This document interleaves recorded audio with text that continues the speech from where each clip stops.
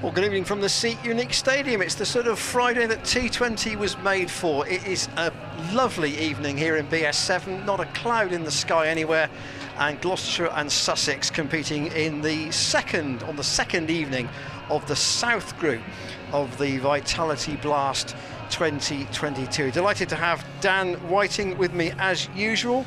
Dan, news of the toss? I mean, obviously it happened 20 minutes ago, and I think it worked well for Gloucestershire from your perspective? Yeah, good evening, Ian. Yes, Ravi Bopara has won the toss for Sussex and he's inserted Gloucestershire. So he's going to have a bowl first, and maybe he said he was a little bit soft, the wicket, which surprised me, but I think there's been a little bit of rain in the West Country earlier in the week, hasn't there? So perhaps someone's got underneath it, perhaps, but I was a little bit surprised. I'd have batted on here. I'd have batted and set the total. We saw Middlesex last night in the game against Gloucestershire. They were stuck in by Gloucestershire, but they set an imposing total, and the power play is crucial in this. If Gloucestershire bowl as badly as they did last night in the power play, this is going to be over quickly. They need to sort the power play out. I mean, you were at Radlett last night. I've been there myself. It's a small ground, and you cannot let a side have an express start like that, can you? No, you can't. You can't, and you have to have a plan up your sleeve, whether you're going to bowl one side of the wicket or the other. And the ball is going to both sides of the ground, and it's impossible to set a field to that as a captain. It really is. It's very difficult to set a field, and you have to bowl one side of the wicket or the other in the first 6 overs especially. So I'll do the Sussex side. Do you want me to do the Gloucestershire side for tonight? Yeah, I can do. Bear with me. So Gloucestershire is, we're looking like, well, we haven't got the batting order yet, but it looks like it's going to be James Bracey and Miles Hammond going to open up, pair of left-handers. Ian Cobain at 3, Coey as he's known, Liverpool lad. Glenn Phillips, the overseas signing in from New Zealand, back here this season. He's going to be at 4. Benny Howell at 5. He batted well last night, a little bit unlucky. Ryan Higgins 6. Jack Taylor, the skipper, at 7. Tom Smith bowls a bit of slow left arm, will come in at 8. He can bat. David Payne, Paul Van Meekeren, who's looking resplendent with his moustache, and Naseem Shah. And I'm really looking forward to Naseem Shah versus Mohammad Rizwan. What a battle that's going to be in. And that's going to be right at the top of the order as well, because Sussex, when their turn comes to bat, will have Rizwan opening the batting. He'll also keep wicket. He'll open with Luke Wright. Josh Felipe, their Australian overseas, will bat at 3. Ravi Bopara captains the side from number 4. James Kirtley, I saw his pre-tournament interview, and he made the point that Bopara's played over 400 T20 games, and there will not be many people around the world who've played as many as that. Wow. Delray Rawlins at 5, George Garton, the all-rounder and left-arm fast-medium bowler, at 6, and then quite a long tail for Sussex after that. Harrison Ward, the young off-break bowler, Will Beer, who bowls his leg breaks, Archie Lenham, third generation of the Lenham family to play for Sussex after his grandfather and his father, Steve Finn, who made the move from Middlesex during the winter, and Henry Crocombe, who had a miserable game here last year when Sussex did win, but he, on his only T20 appearance, bowled one expensive over, got taken out of the attack, didn't bat, and the only happy element for him out of that night was that Sussex actually went on to win. So that Sussex team, Dan, that there look to be some holes in there that Gloucestershire might be able to exploit. Maybe. I mean, Sussex are in a rebuilding process, and welcome anyone who's joining us on the stream from good old Sussex by the sea, lovely part of the world down there, and some wonderful cricket clubs. But Sussex are in a rebuilding sort of stage, aren't they? They've got a very young side there, and they're bringing through sort of some of their own lads. I mean, Tom Haynes is one of them, who's a very good skipper in red ball cricket.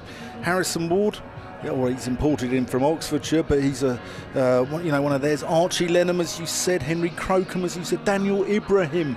He's made sort of headlines last year, didn't he? For them. I saw him in the Royal London Cup game at Hove, actually. Yeah, so they've got them all coming through, and I think they'll be all right, Sussex, and they've got some loyal fans down there, and they've won a T20. They beat Somerset back in 2009, beat them by 63 runs. We've got a minute's silence here, so we'll respect that. And that is being held down in front of the pavilion, players lining up and the umpires too, and the crowd just being told that the players will be lining up now in front of the pavilion. And here's Rob Scanlon. 14th of May 2022, cricketing great and former Gloucestershire player Andrew Simons tragically died, aged just 46. The club flag is at half-mast today to mark his passing, and we ask you to join the teams and umpires as we now observe a minute's silence.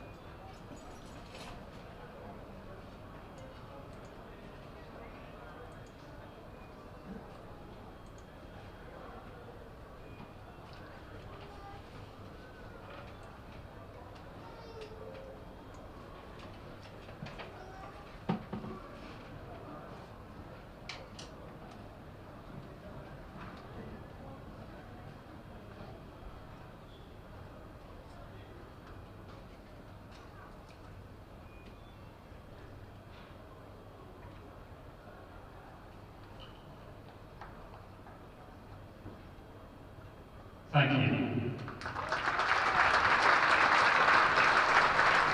Impeccably observed by not only those in the main stand, that's the man stand in front of the scoreboard, but all those on the right, on the Kennington Avenue side of the ground, who are trying to make their way towards the seating areas in the Jack Russell and Marker Lane stands down in front of the apartments. Everybody stopped, and always nice to see that sort of respect on a ground when you have either a minute's applause or, in this case, a minute's silence for Andrew Simons, whose funeral I think was earlier this week, wasn't it? Was it? Yeah, I mean, you know, it was before my time here at the club, but everyone who was associated with him here at Gloucestershire, you know, some of the staff who worked here knew him quite well, and very popular guy here, wasn't he? A very popular man, and you know, those 2 years he spent, he made a huge impact.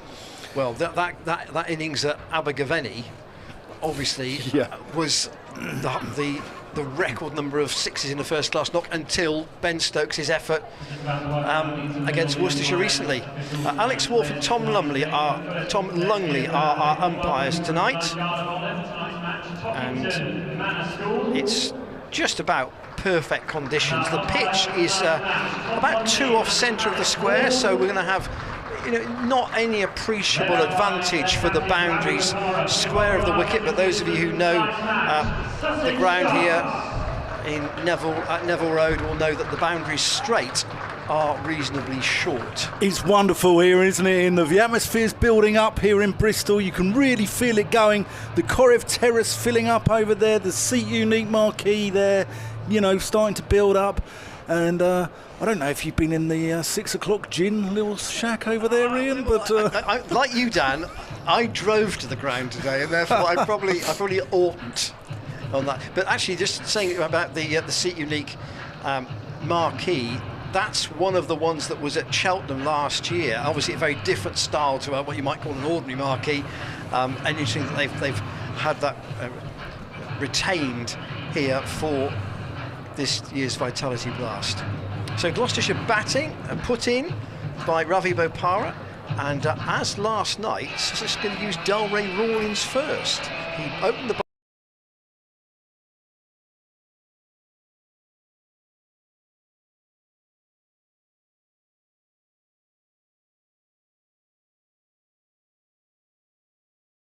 and it's loud. Well, I think there was a big concert, I gather, last night in Bristol. It was probably not quite as loud as this, but getting there. Yeah, our colleague James Healy, who's joining us tonight on the stream, he was there, and he's got a rather sore throat, I believe, having belted out Mr. Brightside rather too loud, I reckon. But there you go. Anyway, Delray Rawlins is about to get us underway from the pavilion end. Bit of left arm spin.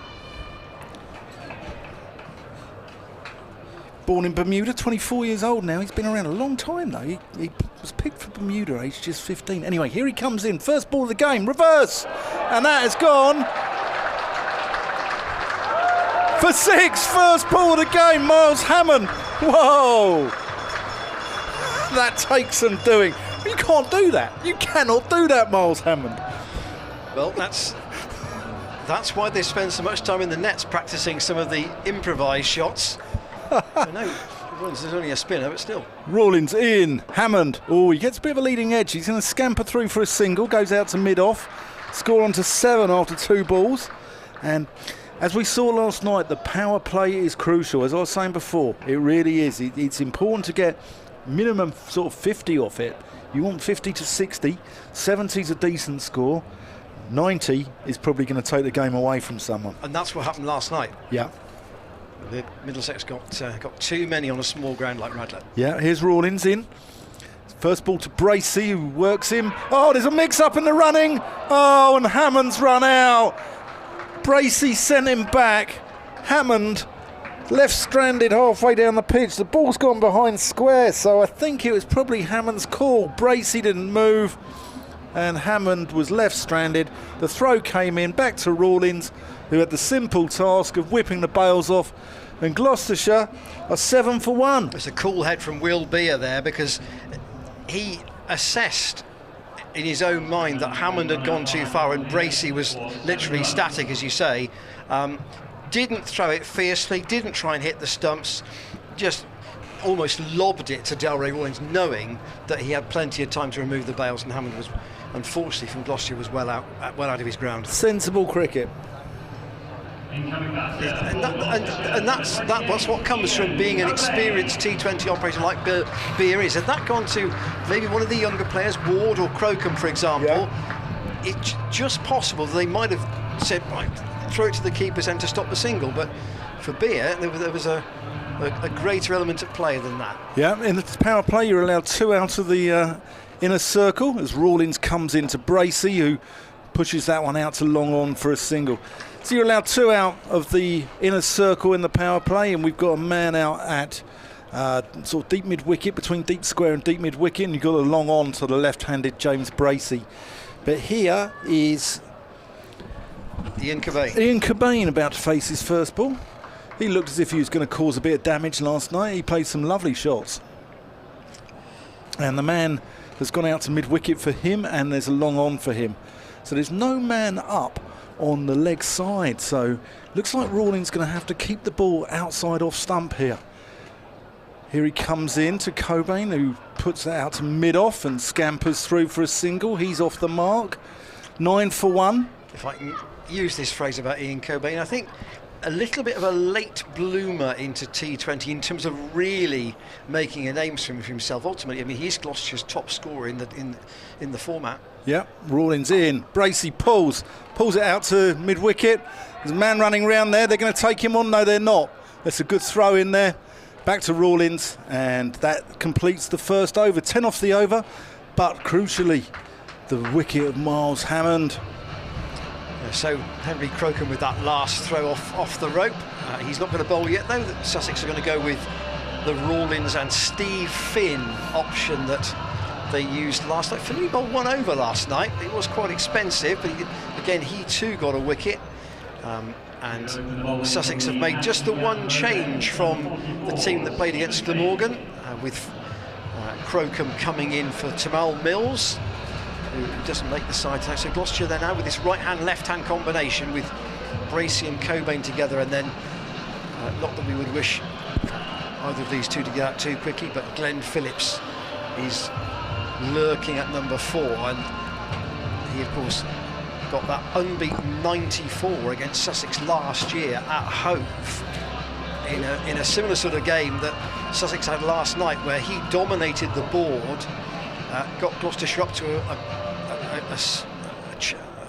a defendable total, and then the bowlers did the rest. Here is Finn from the Ashley Down Road end, and that's 2 straight to be pulled by James Bracey, and fielded in on the offside by Delray Rawlins. The reason behind Stephen Finn's success is this nagging length he bowls. Even when he was a kid, he was at Langley-Bree Cricket Club and West Herts Cricket Club over in Watford, and he's just bowled that nagging length and made his debut for Middlesex, age 16. Was the youngest guy ever, took Fred Titmus's record. 33 now, Steve Finn. Here he is. And that's pleasantly played out through the offside. Good tumbling stop again, this time by Harrison Ward. And just keeps Bracey down to 1. Now, Gloucestershire regulars will know that it is the short, straight boundary, often at this apartment end of the ground, the Ashley Down Road end, they do tend to attack. Sometimes if the pitch is a little bit further over than it is today, that boundary can be quite short, almost on the half pull, almost to what club cricketers would call cow corner, but not quite so much today because the pitch is a bit further over. So it's only two pitches off the centre of the square, so it's pretty equidistant. And actually for Finn, they've even got a slip in to Ian Cobain. Finn from the Ashley Down Road end. Not a lot of pace in that, to be fair, and they've whipped that into the leg side. They want 2. Crocombe's coming round and they're going to comfortably come back for the second run. That was good placement by Cobain, good weight of shot from Cobain into the leg side. He had the man deep, and Crocombe had a long way to run round, and therefore there was comfortably 2. But Bopara said before the match, didn't he, Dan, that he thought the pitch was a bit soft and there didn't look to be much pace out of the last Finn delivery. No, there didn't. I mean, Finney's not as quick as he used to be back in the day, but that was very intelligent cricket there from Ian Cobain. He played a defensive no-risk shot and still got 2 runs out of it. Garton's gone back into slip again. And we'll see him later with the ball. Here is Finn, worked away by Cobain, round his pad. Out once more to Ward, who's on the deep square leg boundary. One more, 14 for 1 Gloucestershire. They're in the second over. Miles Hammond having been run out by not a direct hit, but a sensible bit of cricket from Will Beer at the bowler's end. Bracey has got a man at deep square on the leg side. As Finn again bowls to him, but that's again in the channel, and it'll come up comfortably to a single to mid-off to Bopara. It's a tidy start from Finn. He hasn't given anything too cheap away here, has he? It is, but the trick is not to allow him any dot balls. You know, even his good balls, if you can score 1s and 2s off them, you know, that's fair play. If they bowl well, you know, credit to the bowler. And if you can score the 1s and the 2s off those, you know, that's what T20 cricket is about. But 6 saving the single and the slip for Finn. And again, Cobain's hit that too firmly. That's gone straight to Crocombe at mid-on. And that's the end of Finn's over. Only 5 from it. 15 for 1 Gloucestershire after 2.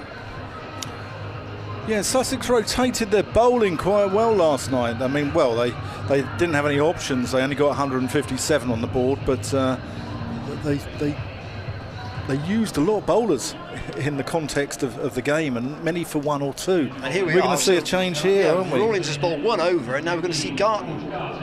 Yeah, looking forward to seeing George Garton. He played a solitary T20 in December. Well, he's named in the squad back in December 21. And he made his debut against the West Indies in Barbados.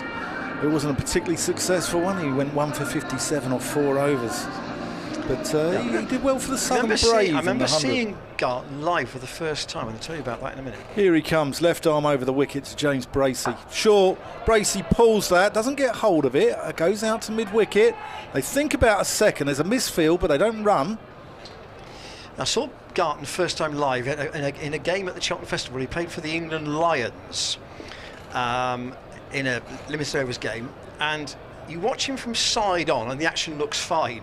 You watch him from behind the bowler's arm and the action looks fine. You watch him front on and it looks really ugly. Yeah, I think. Yeah, just a personal view, but it's effective for him. Well, his track record's good. Here he comes in, and that's short over the shoulder. Cobain doesn't play a shot, and it's not given a wide. It's just 1 for the over the shoulder, I think. So maybe Cobain might have taken that on. And I think the hierarchy, shall we call them, not only like the fact that obviously he's a left arm, which gives him a point of difference, but that I don't know whether he's as quick now, but when he first broke into the Sussex first team, there was talk of him being sort of Mark Wood pace, or the potential to be Mark Wood pace. Yeah, here he comes in from the pavilion end. Approaches the crease, short to Cobain, off the back foot, pushed into the covers. That's no run, that's another dot ball. But I mean, here he's tried to bang a couple in, and they're not coming off that pitch very quickly, are they? He's probably never been to Bristol before, has he? Oh, he has bowled here before. Yeah, he has. But you know, I think everyone knows there's not a lot of pace in this wicket here. But you know, he's a good cricketer, George Garton. Here he comes in, hurries Cobain up a little bit, just nips one back in, hits him around the thigh pad area. Garton went to Hurstpierpoint College just outside Brighton. I think it's where Martin Spate went back in the day. Good Sussex player he was. Wicket keeper, batsman, artist. A bit like a Jack Russell, wasn't he? Another version of. Yeah, a latter day version. Garton into Cobain. Short, Cobain pulls. He's got hold of that and he's pulled that one bounce for 4 into the mound stand. And that's better from Cobain. He waited for that one. It's a little bit tennis ball bounce here, isn't it? It's not coming on properly. And Josh Philippe, who's the fielder out there, I think for a split second, one or two of the other Sussex teammates might have thought he had a chance of catching that, but it actually sort of it went away from him in the air. Almost. I thought it was down his throat as well. I thought he whacked it straight down his throat. Just the angle was a bit deceptive. Here's Garton to Cobain. And Cobain hits that one firmly out to mid-off. They're going to take a single. Rizwan keeping wicket tonight. Philippe kept wicket last night, didn't he? So they've got 2 wicket keepers in the side with both their overseas player, with Rizwan and Philippe.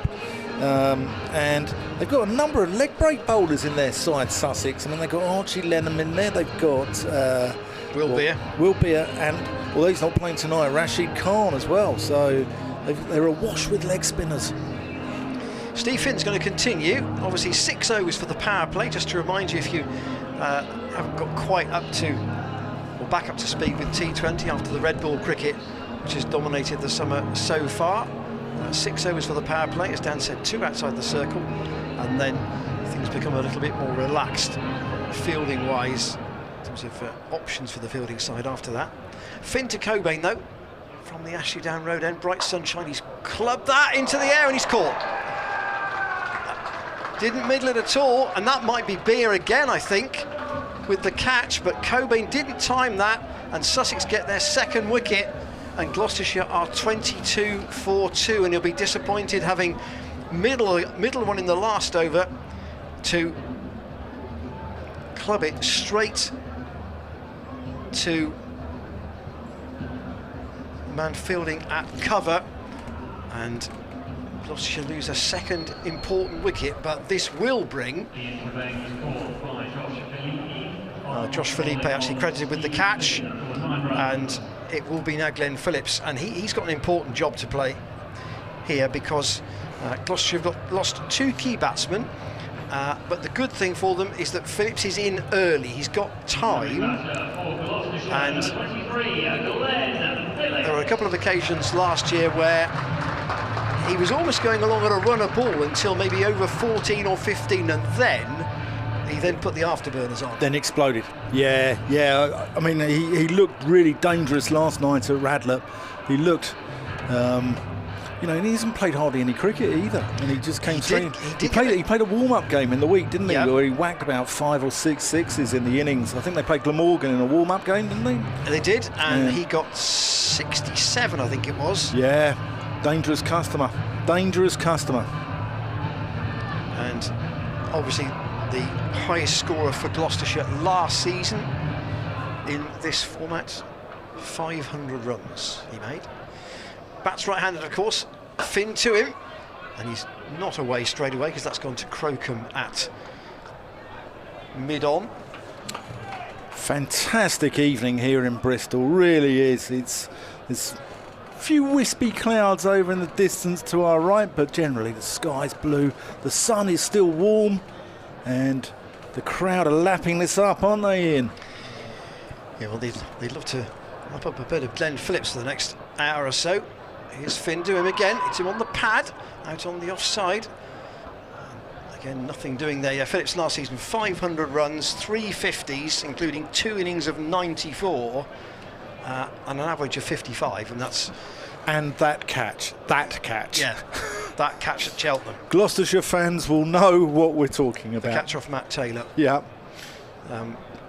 Everything off the ground when he took that. Phillips racing in for Steve Finn. Gets right across his stumps, and there's a thought there about a possible single, but Finn flicks the ball back at the bowler's end, and they stay at 21 for 2. Ravi Bopara skippering. Been round the block, hasn't he? 37 years old now. 400 one day in, or 400 T20s. I mean, that's just outrageous. Let alone his 50 over tournament record. Steered away by Phillips off Steve Finn down to third man. But this is a good start from Finn. I wonder if Sussex would be tempted to give him one more as things are going at the moment. 22 for 2 in the 4th. They've got to be pleased with this start, Sussex, haven't they? Well, the Bracey clubs that away through the offside. Another good stop, a partial stop. They're going to get one. And just to actually refresh you on the Cobain wicket, I said caught Beer. I thought the PA said caught Josh Philippe, and the screen I'm looking at says caught Beer. So we'll assume that I think that was in fact Will Beer who took the catch. So Hammond run out by Beer for 7, and Cobain caught by Beer off Finn for 9. 23 for 2 off 4. For those of you who don't know, we both keep a little scorecard of the game, so we've got our notes to refresh us at the end of the innings. And I've written Beer, crossed it out, wrote Felipe, crossed that out, and had to write Beer again. So sorry, Dan. It's like on my bar order, Ian. Well, Finn's bowled 2 overs, 1 for 7. Here's George Garton in. He's going to bowl to James Bracey. And that's short. Bracey looks for the single, pushes down to the offside, looks for the single, can't get it away. No run, another dot ball. I think there's going to be a little period of assessment here by these two. Because even in the power play? Well, they're just conscious that in relative terms, they have more time than anybody else. There is some power in the middle order. Yeah. But somebody has got to bat long. Yeah, I agree. Wonder if it's going to be James Bracey who's facing here. And that's short, and he's got a hold of that one. He's got not all of it, but it's gone over the short fine leg and runs away down to the Jack Russell stand, down to below us to our right for 4 runs. And Garton kicked away some dust from a foot mark there, but I think he certainly got himself to blame. That was not a very good delivery, and Bracey did what he could with it. As you say, there is a man at short fine leg who's Archie Lenham, but it cleared him and raced away. He's grown about a foot since I saw him last season, Archie Lenham. Garton in. Bracey gets a thick outside edge, beats the short third, and that runs away down to the marker lane stand to our left, and that's 4 more, so that's making things look a little bit healthier now. 31 for 2. Bracey moves on to 14. Yeah, so Lenham and Wright, the youngster and the old hand in the team, are on the edge of the circle at third man and short fine leg, and they've had 2 balls that have beaten both of them. Lenham could do nothing because it was way over his head, but Wright dived and didn't reach that, and it again didn't take long to get to the boundary. Garton, Bracey just nurdles that into the onside, doesn't get any runs for it. That was a better fielder there, Crocombe, quick in from mid-wicket. From Garton there. Yeah. Yeah, you can feel sort of the crowd's really enjoying this. This is what T20's about, isn't it? Friday night in Bristol, the sun's shining, the beer tents are open. Oh, England, my England, Ian. But when you have got the weather, that's the thing, isn't it? So often. Garton to Bracey. Oh, and Rizwan threw the ball up. I thought he'd got a little feather on that, but Garton wasn't interested, and more to the point, neither was umpire Tom Lungley. Rizwan got 81. I mean, absolutely dominated the Sussex card last night. Nobody really could bat with him. He batted throughout the whole innings to make his 81. He was the glue of the whole thing, but there was nothing to back it up. No. And the target too small to be defended. Garton in short and wide. Bracey cuts that, but it's only going to go out for one run. Felipe's out there patrolling the boundary there. I'm really looking forward, and if you're joining us from Pakistan tonight as well, a warm welcome to you. I'm sure there'll be a few people tuning in to watch the battle of Naseem Shah versus Mohammad Rizwan. Oh, what a treat that's going to be. It might be one ball. You never know. You never know. But well, Finney's going to continue, and this is the last over of the power play. 32 for 2 after 5, and Dan was saying that you kind of want, if you can, you want 60 off a power play to really give yourself a chance of a big score. But the Gloucestershire batsman will know that you can rattle up 50 or 60 off the last 5 overs here if you happen to get a good base. Finn to Bracey, whips that away on the leg side. That will probably go for 4 more. That will. No chance of Felipe pulling that in, and that's gone behind square, and that's again head to the boundary. I'm wondering though, Ian Randall, whether this is maybe a 160 wicket. I think there might be a little bit in it for the bowlers. We'll see. I have been wrong before on a regular basis, but we'll see. But yeah, it's not coming on properly to the bat, is it? Ravi Papara said it was soft, and it's stopping a little bit in the pitch. And well, the bounce is a little bit tennis bally. These two sides last year, Gloucestershire batted first, got 177, and Sussex chased it successfully. Okay, so Finn's he's going to ask Glenn Phillips to move. Is he going to ask him to move and go round the wicket to? And Sussex Bracey? No, he's not. Sussex got a good record against Gloucestershire as well, hasn't it? Yeah, come back to that in a moment. Yeah. Here's Finn again to Bracey. He's moved an extra man onto the leg side, and therefore Felipe is now at deep backward square, and they'll just pick up 1 run. Yeah, the record for Sussex here is uncanny. I know you were at Radlett last night. Gloucestershire 14 wins out of 18 against Middlesex before yesterday, and Sussex 7 wins out of 9 here. Yeah. Which is an extraordinary record. 1 game was rained off, and the one game Gloucestershire won was 8 years ago. Phillips waits for Steve Finn. Comes off the thigh pad this time, and he'll just scamper through for a leg by. First extra of the innings, last over of the power play. I think with Phillips, they're not giving him any room outside off stump. They're not going to give him any room to swing his arms, to get his levers going. They're going to try and tuck him up round his body, and just see if he makes a mistake first. Bracey has 20 out of the 38. Finn to bowl to him. Slower ball, clipped away, but there's now a man back.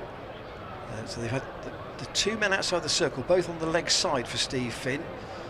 They're going to change that now. I don't know why Ollie Carter's out on the field at the moment, but he is, and he's fielding out at deep mid-wicket. So I don't know why he's out there. He wasn't in the starting 11. So he's on as a sub at the moment. And Finn to Phillips, who again can't work that away.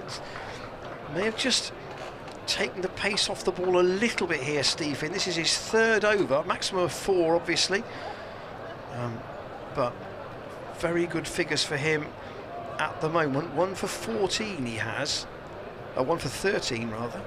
That's excellent, isn't it? Excellent bowling from, he's still got it, hasn't he, Stephen Finn?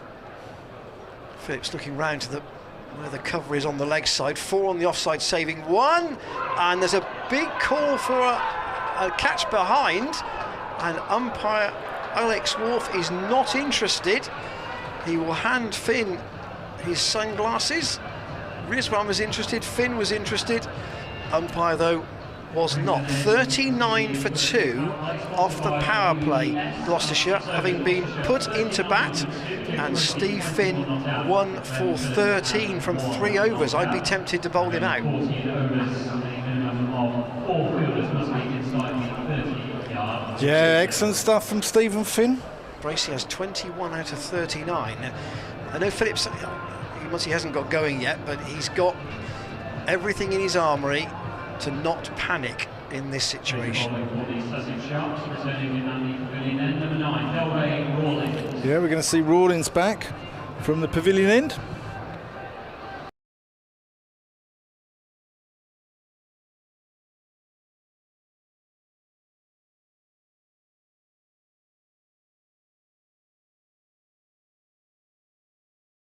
Back. Oh, and that's wide, and Bracey drives at that, misses it, and Rizwan fumbles it, but they don't take a run. It wasn't given as a wide either. No. So it was obviously, and obviously it was on the offside. It wasn't a leg side wide, but Bracey played and missed at a few last night actually. So bat and ball important here as he clubs that one away out into the onside. Big boundary out there. They think about a second, but the throw comes in from Garton, I think that was over there. Now in the deep. Ball 4 hit. 4s and a 6 in the power play. That's very good bowling. Excellent bowling from Sussex, and I wonder if they've learned from last night. The crux of the matter is that's Gloucestershire as well. Rawlings in, darts that one in. Phillips prods it back to him. Very circumspect start here from Glenn Phillips. Had no room to play anything there, did he? No. And Not much there either. Plays that one out to long on. Gets a single. Finn tidies it up. Throw comes into Rizwan. Go back to Rawlings. Crowd, the hum of the crowd here at Bristol is beautiful. Here's Rawlings around the wicket to Bracey. Gets a top edge on that, and that's going to run away down below us for 4 runs. He wasn't completely in control of that. He went to reverse it, and I think it flicked off the glove, but look in the book, as they say. Yes, I mean, Rawlings, if you throw him a ball in red ball cricket, and he genuinely is a slow left armer, but he's almost bowling sort of slow medium seamers here. They're short enough that not easy to get away. Rawlings, Bracey reverses as well, gets that past Luke Wright. No, it's not Luke Wright. Luke Wright's here at the short of the third men. That's a backward, but the same result. It's 4 runs. It's Will Beer again. It's Beer. Yeah, it's Beer just backward a square. It's a better over. 10 from it. Yeah, that's what they're looking for. If you want to get in touch with us, it's commentators at glossccc.co.uk. We probably can't answer every question with the frantic pace of T20, but we'll try our best. Anything to Ian Randall or myself, Dan Whiting, and anything nasty, Ian will answer it. There's our email. We might have a chance to do a few in the break, actually. Yeah. That may be a better option. Now, Finn's been taken out of the attack. 3 overs, 1 for 13. And Henry Crocombe is being brought into the attack. Now, if you don't know much about Henry Crocombe, he is one of the younger crop of players that Sussex, as Dan mentioned, are trying to bring through. He's only 20 years old. Played quite a bit in first-class cricket, nearly 20 matches, but very limited experience in T20. Here he is from this Ashley Down Road end. It's a full toss down the ground, and that will be 4. Past Steve Finn. That was just a punch, really, from Phillips. And he will have liked that first up. And to complete the Crocombe story, he made his only T20 appearance here at Bristol last year, and he only bowled 1 over, which was expensive, and he was taken out of the attack. So this is quite a mental challenge for him here. Gloucestershire up to 50 at the start of the 7th over, 53 for 2. And Finn had a long chat with him before he started this over. He bowls again now here to Phillips. And again, that's just a length ball, but Phillips gets behind it, can't get it away, and it's fielded by Rawlings. So now they've got the power play out of the way. Sussex have got a man out at deep point, and they've got deep mid-wicket and deep square leg out as well. Still though, 4 inside the circle, 3 on the offside. Crocombe to Phillips, almost a Yorker, gets it right off the bottom of the bat. And you go up to Steve Finn at mid-on. Lovely club, Sussex, lovely part of the world down there. Arundel's a beautiful ground they use. They use Horsham occasionally as well, haven't they? Not for a number of years though, not for T20, but Worthing that they've used as well back in the day. That was Eastbourne, the Saffrons at Eastbourne, lovely place, and the old central ground, was it? Hastings. What a venue that was. Doesn't exist anymore. No, it's a shopping centre. That's criminal. It's criminal, Ian. What are they doing? 54 for 2. Bracey waits for young Crocombe. Again, tries the Yorker. Appeals for an LBW, but he's the only person who's interested. And Alex Wharf is not. Very brief story, 54 for 2 in the 8th. The last game I went to at the Saffrons was, in fact, the first game after a very, very long break. It was a Royal London Cup game, and I was told that they did 600 for lunch in hospitality that day. Wow. On a Sunday. Wow. Tremendous effort. Crocombe in, pulled by Bracey, away to deep mid-wicket, but Rawlins is there. They'll only pick up 1. It's gone straight to him. And throw, a bit of a scruffy throw from Rawlins. It was on the bounce to Rizwan. He wouldn't have appreciated that. I mean, the lights don't need to be on, but they are. That's the regulation.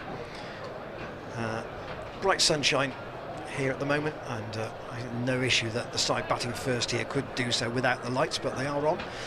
55 for 2. Phillips eyeing the leg side boundary. Crocombe to bowl to him, and he goes down the ground once more, and it's a good stop by Bo Power at mid-off. They're not going to get a single there. Well, Crocombe conceded 19 in his over here last year when he got taken out of the attack. He's only conceded 6 in that one, so that's a much better effort from him. 55 for 2.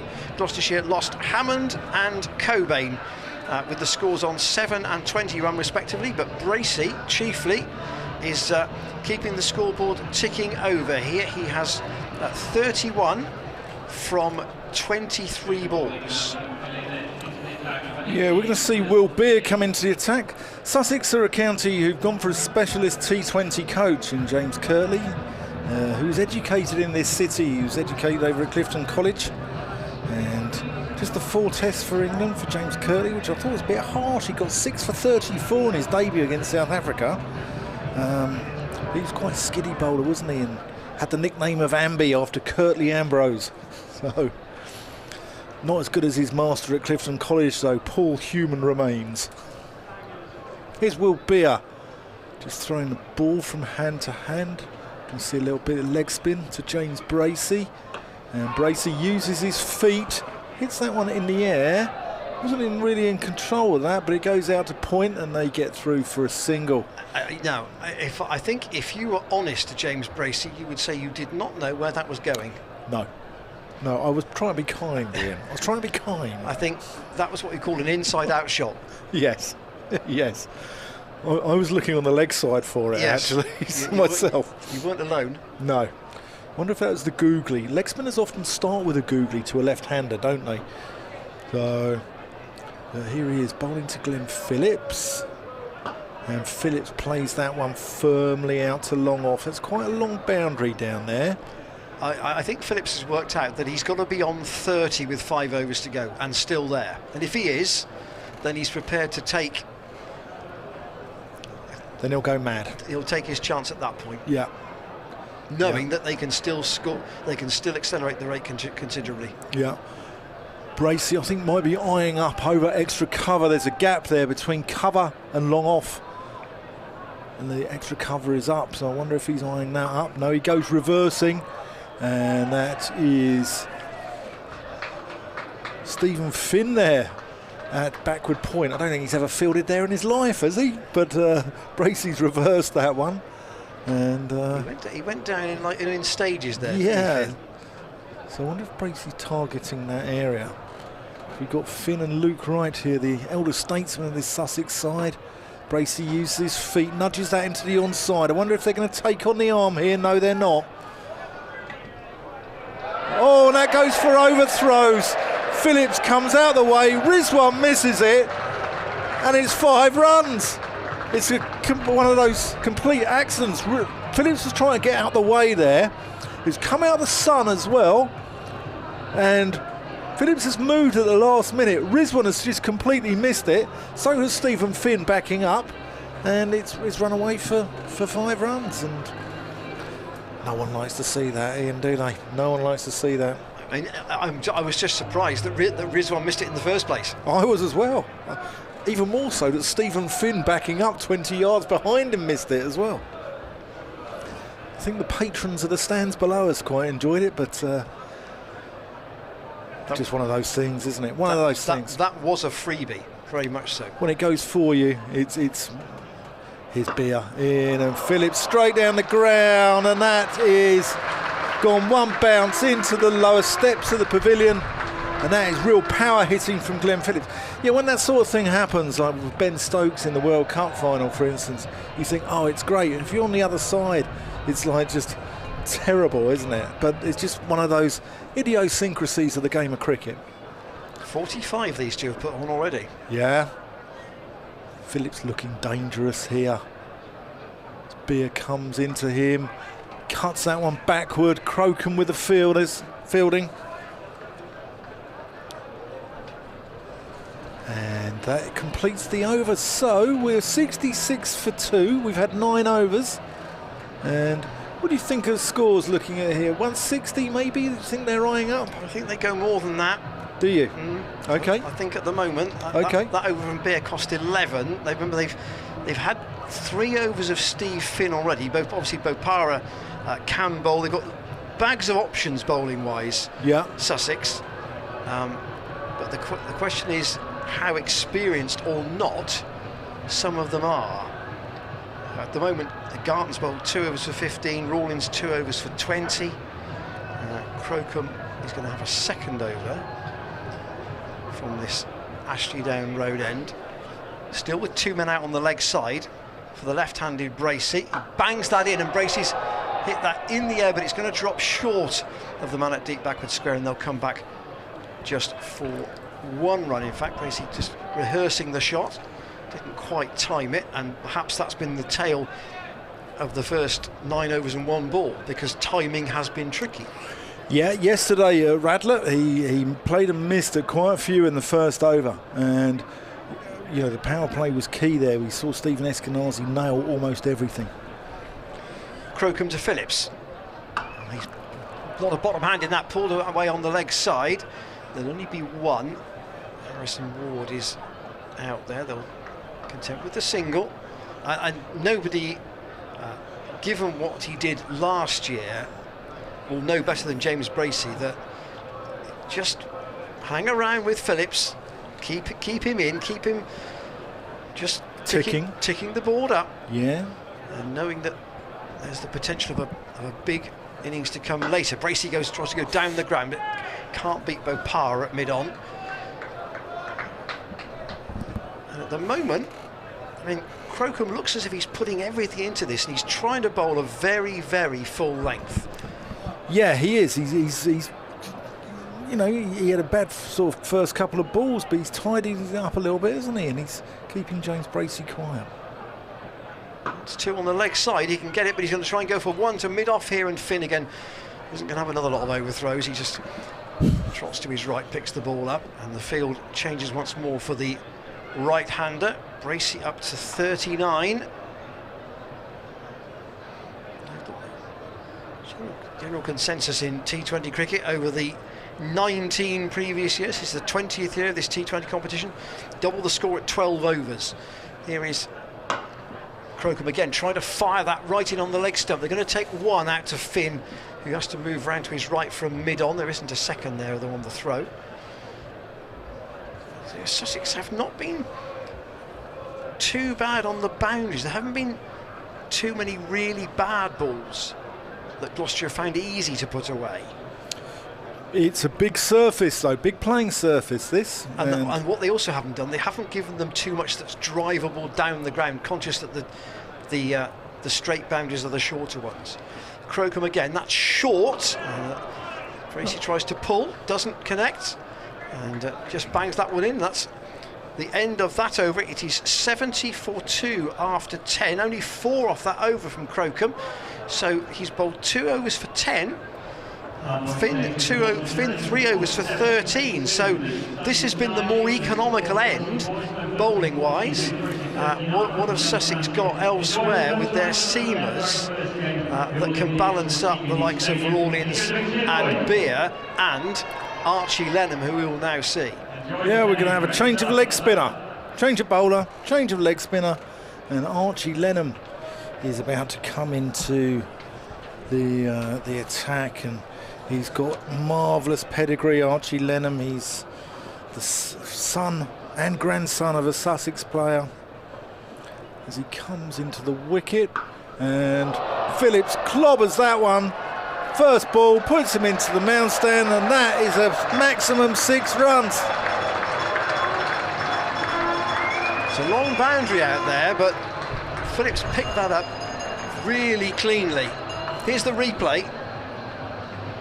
It was just about a length ball, but that gave him a lot of room, and there was quite a lot of air in it with it too, and that's why he was able to club it right away to that long boundary at deep mid-wicket. Yeah, he got underneath that one, didn't he? Got underneath that one and hit it a hell of a long way, actually. But Archie Lenham, his grandson Leslie Lenham, he was known as Len, wasn't he? Len Lenham. And he played 300 games for Sussex, and his son Neil, and now Archie. So what a dynasty outside the off stump, and Phillips carves that one away out to deep point and just picks up the single. Yeah, he did well Archie Lenham last year. He bowled very well in the T20 and took that wonderful catch at the Oval, didn't he? A steepening catch over his shoulder where he went running back over his shoulder. But he took 11 wickets at an average of 17 as Bracey goes over the top of extra, as we thought he might do in the last over. He's eyeing that area up, and he's going to get 4 runs for that. There's a big gap, there's a long off, and there's a deep cover, but the extra cover is up into the ring, and if you can get it over the top of him, you can get that way into that gap for 4 runs. Bracey going at much better than a run of ball at the moment. Yeah, he's on to 43. Here he is facing Lenham. Nurdles that one into the onside. They're going to think about 2. Yeah, they're going to come back for 2. It's going to be tight. Oh, they get back for 2. They scramble that second run. Good cricket there. Just got it into the right area, in between the bowler, the deep mid-wicket, and that perfect area there to actually get to. Any firmer, it would have been a 1. Any lighter, it's just weight of shot, yep. Isn't it? Here's Lenham to Bracey, and again he gets that one over the top of extra cover, and that's 4 more. And that takes James Bracey on to 49. 7th boundary. Yeah, he looks like he's starting to find his touch. Maybe Miles Hammond might forgive him after all. It's just a wry smile there from Ian Randall. I don't know whether actually batsmen do forgive you for running your partner out. This is a big over. The Gloucestershire needed something of this ilk. 17 off this Lenham over already. Yeah. Yeah, someone's got to go big. As you said, Ian, someone's got to bat right through here, or bat for a long time. Lenham to Bracey, who nurdles that one down the ground, and that's going to be his 50. Well batted, James Bracey, the Winterbourne lad, local lad, very popular in these parts, and that is a well-received 50 here at the Sea Unique Stadium.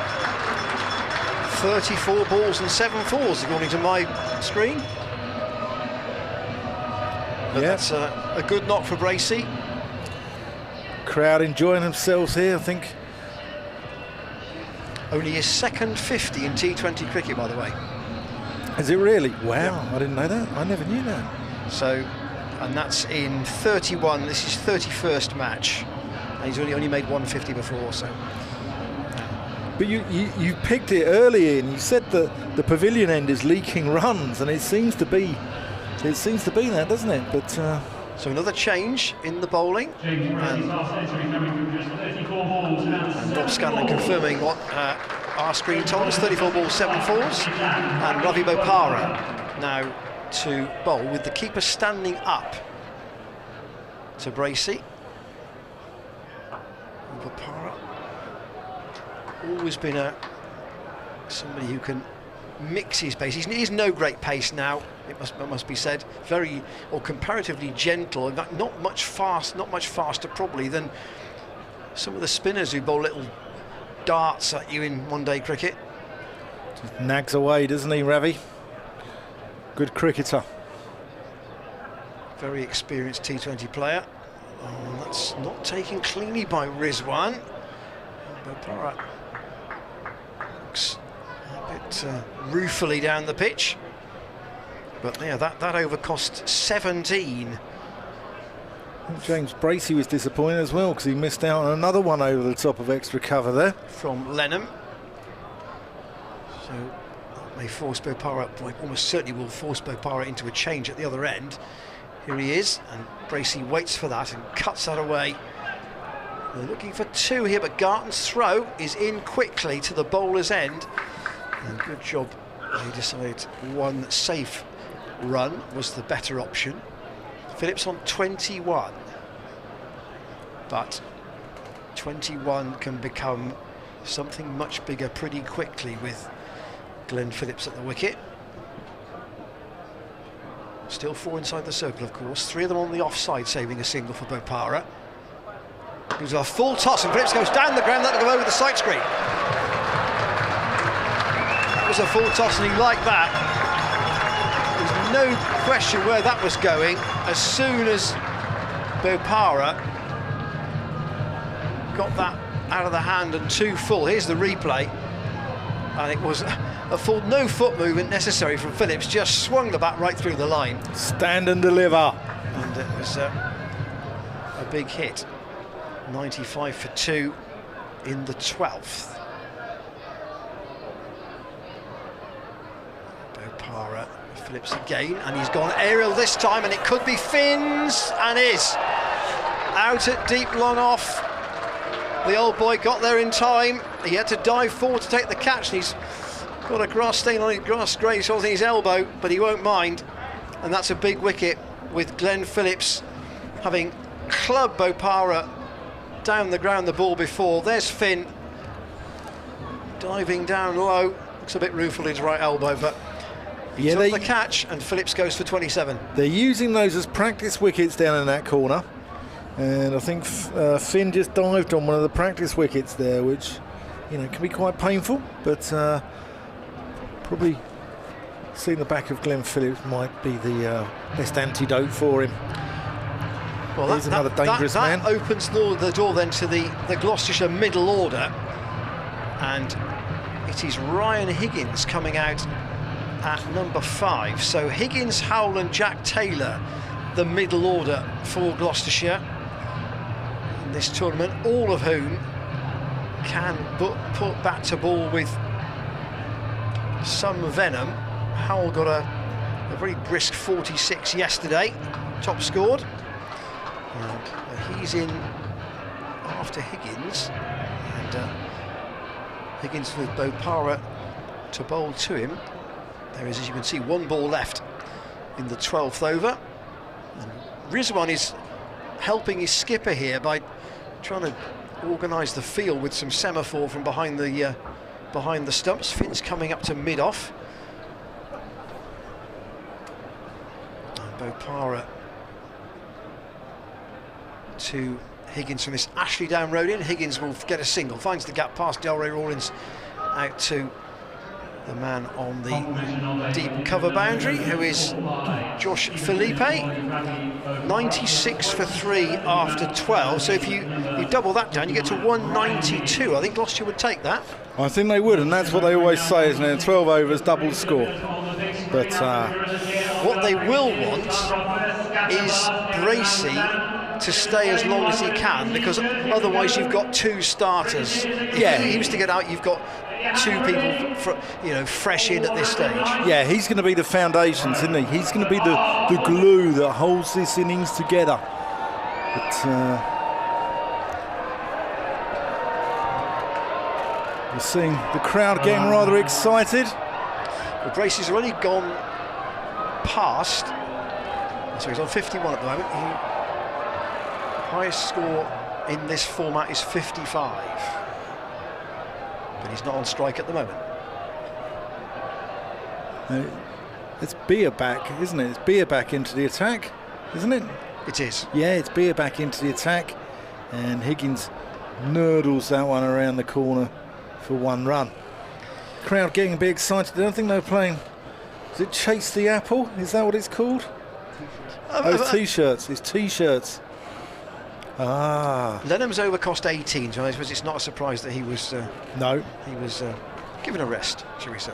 They've just moved the cover point around further towards extra cover after James Bracey went mad there, but he puts the bottom hand into that one, gets it out to long on, picks up a single. I think they might sort of try and score off every ball now. They're going to nudge it about, nurdle it, and they've got the wickets in hand. There's only 7.4 overs left, so they want to maximise their score here. Beer comes in, Higgins gets that one around the corner. Stephen Finn on the practice wickets. Well fielded, Mr. Finn. He got round there quite sharp and hurled that one in. And I will just like Gazelle, bring you back to the side batting first in this game last year got 177. That's just something to bear in mind as the Gloucestershire innings ticks up. Beer to the left-handed Bracey, moves his feet, plays him out to mid-off, casually strolls through for a single. 100 up. 100 up. 100 for 3 comes after 12.4 overs. Gloucestershire should know this ground well enough to know that there are still 60 or 70 runs out there for them if they play it sensibly. Beer to Higgins, goes big, goes massive, it's gone over long on, it's gone down the cow corner and it's gone deep into the mound stand for a huge 6 from Ryan Higgins. Oh, what a shot. That's a long boundary out there. It is a long boundary. That was probably 12 rows back. There's been a bit of catching practice in the mound stand for 1 or 2 spectators tonight if they've been watching the play, and it's the whole thing with T20. You must always keep your eye on the ball. In fact, yes. At any cricket match, keep your eye on the ball, particularly so in this format. Thanks, Ian Randall, our health and safety executive, as Higgins cuts that away for a single. It's true, though, isn't it? It's very true. No, wise words. And also, when you're in a net, never turn your back on the ball there. No. Never turn your back on the ball. That completes 13 overs gone, 107 for 3, Bracey 53, Higgins on to 10, and it's going to start to motor, it's going to start to get exciting now, it's going to start to, ball's going to go to all parts of the ground. Well, Beers bowled 2 overs for 22, and again, I come back to the point that this Ashley Down Road end has been much more economical in terms of runs conceded. Bopara again from this apartment end, the Ashley Down Road end of the ground, to the right-handed Higgins will just pick up 1 run. So this is the 7th over to be bowled from this end, and the other 6 have only gone for 31, which is miserly. Wow. Yeah. By comparison. And there's a 6 in there as well, which Phillips hit off Bopara in his last over before he was out. Yeah. So Bracey on 53, the second 50 of his T20 career, tries the reverse sweep from Bopara, and that will take him to his highest score. It takes him 4 more down in front of the Korev Terrace. It was down the leg side, but he helped it on its way. And nothing the fielder could do at short, fine leg. fair play to Sussex so far. There's only been one run as an extra. Everything's been off the bat. Very good discipline. They've kept the wides out of the scorebook completely. Bracey then 57. And it'll tick up another single up to Crocombe at long off on the boundary. I think Sussex have bowled very well. I think Ravi Bopara will be very pleased with the way his side have bowled. And, you know, you are going to go for sixes in T20 cricket. It's the nature of the game. But, 113 off sort of 13 and a half overs. He'll be very pleased with that. With only 3 wickets down as far as Gloucestershire are concerned, Bopara's lost his run-up. You'll have to start going to measure it again from the front line. Yeah, there have been 4 sixes so far in the innings. That last one from Higgins, adding to 2 from Phillips and 1 from Miles Hammond off the first ball of the match, actually. Bopara, I think it would not difficult to get his run correct. Into Higgins once more. That's just a push out to Delray Rawlins, who's on the single at short cover. Rawlins might be back, I would have thought, into the attack shortly. Beer and Lenham have not had a happy time at that pavilion end. 113 for 3 in the 14th over. And Bopara again to Higgins, who will go down the ground for a single up to Steve Finn, who's got 1 over left himself. I can't think that Sussex won't use that. And 114 for 3. 58 to Bracey. Can he bat all the way through? Bopara's got 3 men on the offside, saving 1. Big gap on the leg side, which Bracey tries to hit, and he's gone straight down the ground, and he's got 6 for it. Is Finn injured? Finn's gone for a tumble down in front of our commentary position. Oh, Finn's gone over the advertising board here. This doesn't look good. I know, he's getting up. He's okay. And he gets a big round of applause from the locals. Oh, well done. It's good to see. Great sportsmanship there from the Gloucestershire crowd.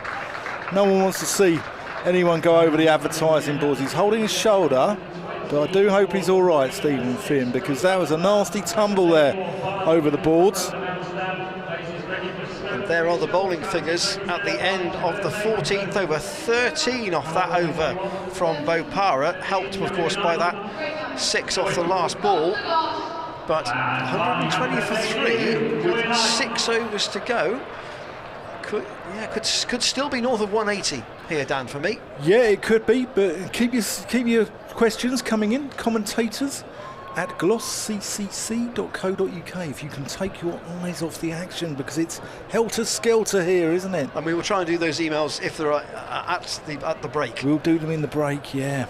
We're going to see Delray Rawlins back into the attack. Here he comes into Higgins, who plays a bit of a hoik, doesn't get anything on it, but it dribbles out onto the onside and they pick up a single. I think our Opta score, I thought that had gone for 4 initially, but it has gone up to the full quota in the end. Rawlins was involved with Sussex. He was originally Bermudan, as we said, but he gained a scholarship at St Bede's. As Bracey plays a little ramp over the head of Rizwan. That's going to run away down below us. Lenham can't cut that off. And that's a very intelligent cricket shot there from James Bracey. Yeah, so Rawlins, Sussex do this. They sort of target people from around the world, don't they? And Chris Jordan was one, wasn't he? Yeah. Where he came to school. Rawlins comes in, Bracey sweeps, goes into the onside, the fielder misfields, the spin takes it past him and they come back for a second. Henry Crocombe down there. Yeah, it's Crocombe, yeah. With the yeah. Jack Carson was another one who's come over from Northern Ireland. He's Rawlins in, Bracey down the wicket. Has that gone out to long on? Yes, it's down its throat, and that's the end of James Bracey for a well-made 70. But with people like Benny Howe in the locker, you know, I think that Bracey had to now, you know, up the ante a little bit. There's 5.5 overs left. It was time to kick on a gear.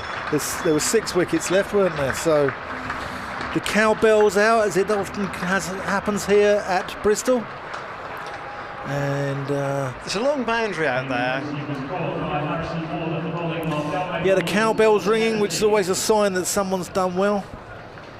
Yeah, Bracey 70 off 45 balls, 9 fours and a 6. Yep, set the platform. Yeah, set the platform. If they can go at 10, 12 and over here, they're going to get 180, 190, which will be a respectable score. So here's an interesting selection. They've juggled the batting order compared to yesterday. Jack Taylor has come in at number 6, ahead of Benny Howell. Interesting. It's his prerogative, he's the skipper, but I thought Benny Howell batted very well yesterday, so it's an interesting call. But Benny Howell's not had much, well, he's hardly had any cricket, has he? Well, went no out to cricket the in IPL. IPL. Yeah. And to be fair, Phillips hasn't either. So. No, that's very true. That's very true. But then so is Stevie Eskenazi from Middlesex, and he got 89 last night. He's come back from a broken finger. And, so that catch was taken by Harrison Ward. Rawlins in, and Taylor plays it backward as square on the offside, no run. You know, you made that error in your scorebook earlier on. Yeah. It was Josh Philippe. It's been corrected. Oh no. Oh no. Rawlins in, Taylor plays it back. That completes the over. That's a good over there for Sussex. 127 for 4. Jack Taylor, the man coming, he's on 0 not out, and Ryan Higgins on 13 not out. James Bracey just dismissed for 70, caught out long on by Harrison Ward. And there is the confirmed card with the dismissal of Ian Cobain, which we originally thought was Will Beer, corrected to Philippe, back to Beer, and now back to Philippe once more. 5 overs to go, and there are plenty of options for Ravi Bopara. He's taken himself out of the attack here, and he's going to bring Henry Crocombe back in, and I suspect that's because he's got 2 newish batsmen at the crease, and the young man back into the attack from this Ashley Down Road end. It's fired in at the leg stump, and Higgins can't lay a bat on it. He comes in, almost backed away to create the room, and the ball followed him. There's a famous video actually, Ryan Higgins out there batting, and if Will Beer comes on, hopefully it doesn't happen again, where Higgins, when he's playing for Middlesex, whacks Will Beer over mid-on, hits a seagull, and the seagull drops to the floor. 7 bowlers Sussex have used. Crocombe, again, that fires that in, and that is called as a wide. That's the first wide that Sussex have bowled in the innings, and here we are in the 16th over. It is. Thankfully the seagull got up, by the way. Oh, I'm pleased to hear it. Got to have a happy ending, Indeed. haven't we? Indeed. I don't think he's overly happy, but he got up and flew away. 128 for 4. Higgins remains on the strike. Crocombe's trying to bowl almost this Yorker length almost all the time, and Higgins has gone for the scoop over the keeper Rizwan. 1 bounce 4. I say 1 bounce 4. In fact, the umpire's given it as a 6.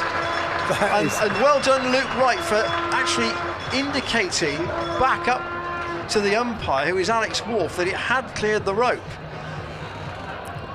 No foot movement at all this time from Higgins, and he's gone all the way over the keeper towards the pavilion for 6 runs. That's an outrageous shot. What does Crocombe do this time? He's got to again go back to the full length, you'd have thought, and that's a full toss, which Higgins will fire out on the onside up towards Stephen Finn. There's enthusiastic applause from Crocombe as Finn keeps them down to 1 run. Bracey's dismissal might mean that 190 is a bit more difficult. This is the 16th over, but still not impossible. Finn's got 1 over left. Rawlins has got 1 over left. In fact, nobody's bowled out yet for Sussex. Crocombe to Jack Taylor for the first time. Short, and again a scoop from Taylor will get him 4 more, I think. Or has that also gone for 6? So it has. It's also gone for 6 down to 3rd man. That's the impact of a short straight boundary. That is the length you do not want to be bowling. When Crocom's got it up in the block hole, he's hardly gone for runs, but as soon as he drops short, he just gets uppercut, gets dill scooped. 141 for 4. Crocombe again will try the Yorker. That's a ball that's squeezed out by Taylor. He'll get a single, but 2 improvised maximums in this over have made a difference. He got 15 off it already, 16 off it already, unless that score is not ticked up yet. He's quite quick, Crocombe. He's got pace about him. 15. My maths is never my strong point.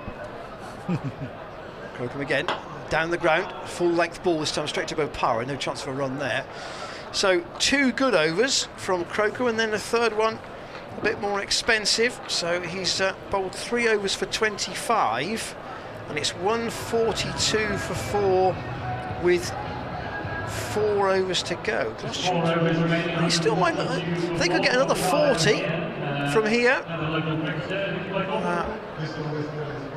Yeah, they've Garton has 2 left. He may be coming back. Finn, you've got to think, will bowl 1 of the overs from this end. And then it's a question of whether maybe Bopara will see things out. I'm not sure we may see much more spin. I don't know. We'll soon see. But Garton is back. Garton's going to come back. Since the power play ended today, they were 39 for 2 at the end of the power play. So they've scored 103 runs in the 10 overs since then. And that's quite a good... It's not a bad rate. Yeah. Only a cost of 2 wickets, and it doesn't seem to have been really big risks taken to get that run rate. No. So if they can maybe score at 15 over. Anyway, he's Garton in, and Taylor heaves him out to long on, just picks up a single.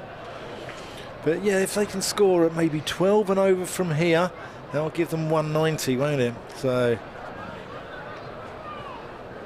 yeah, it is about the natural batting ability now of these 2 plus Howell in particular.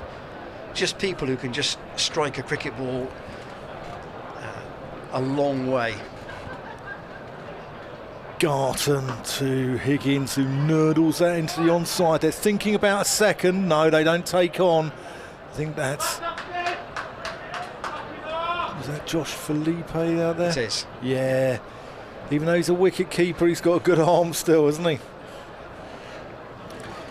So are they going to swap Rizwan and Felipe, do you think, in every game? It's quite an interesting theory, isn't it? James Kirtley said pre-tournament that Rizwan would keep. Yeah.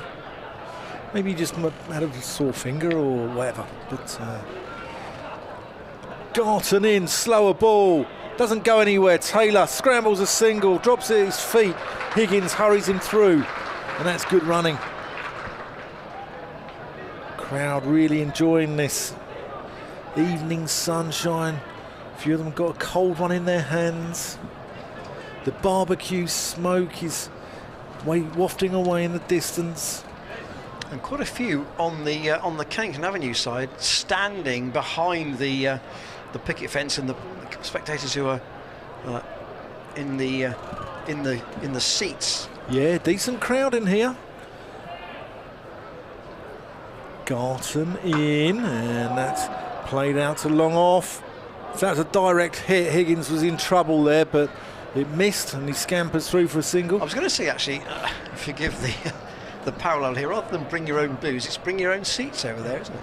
It certainly is, but not essential, because there are seats on that side of the ground. Yeah.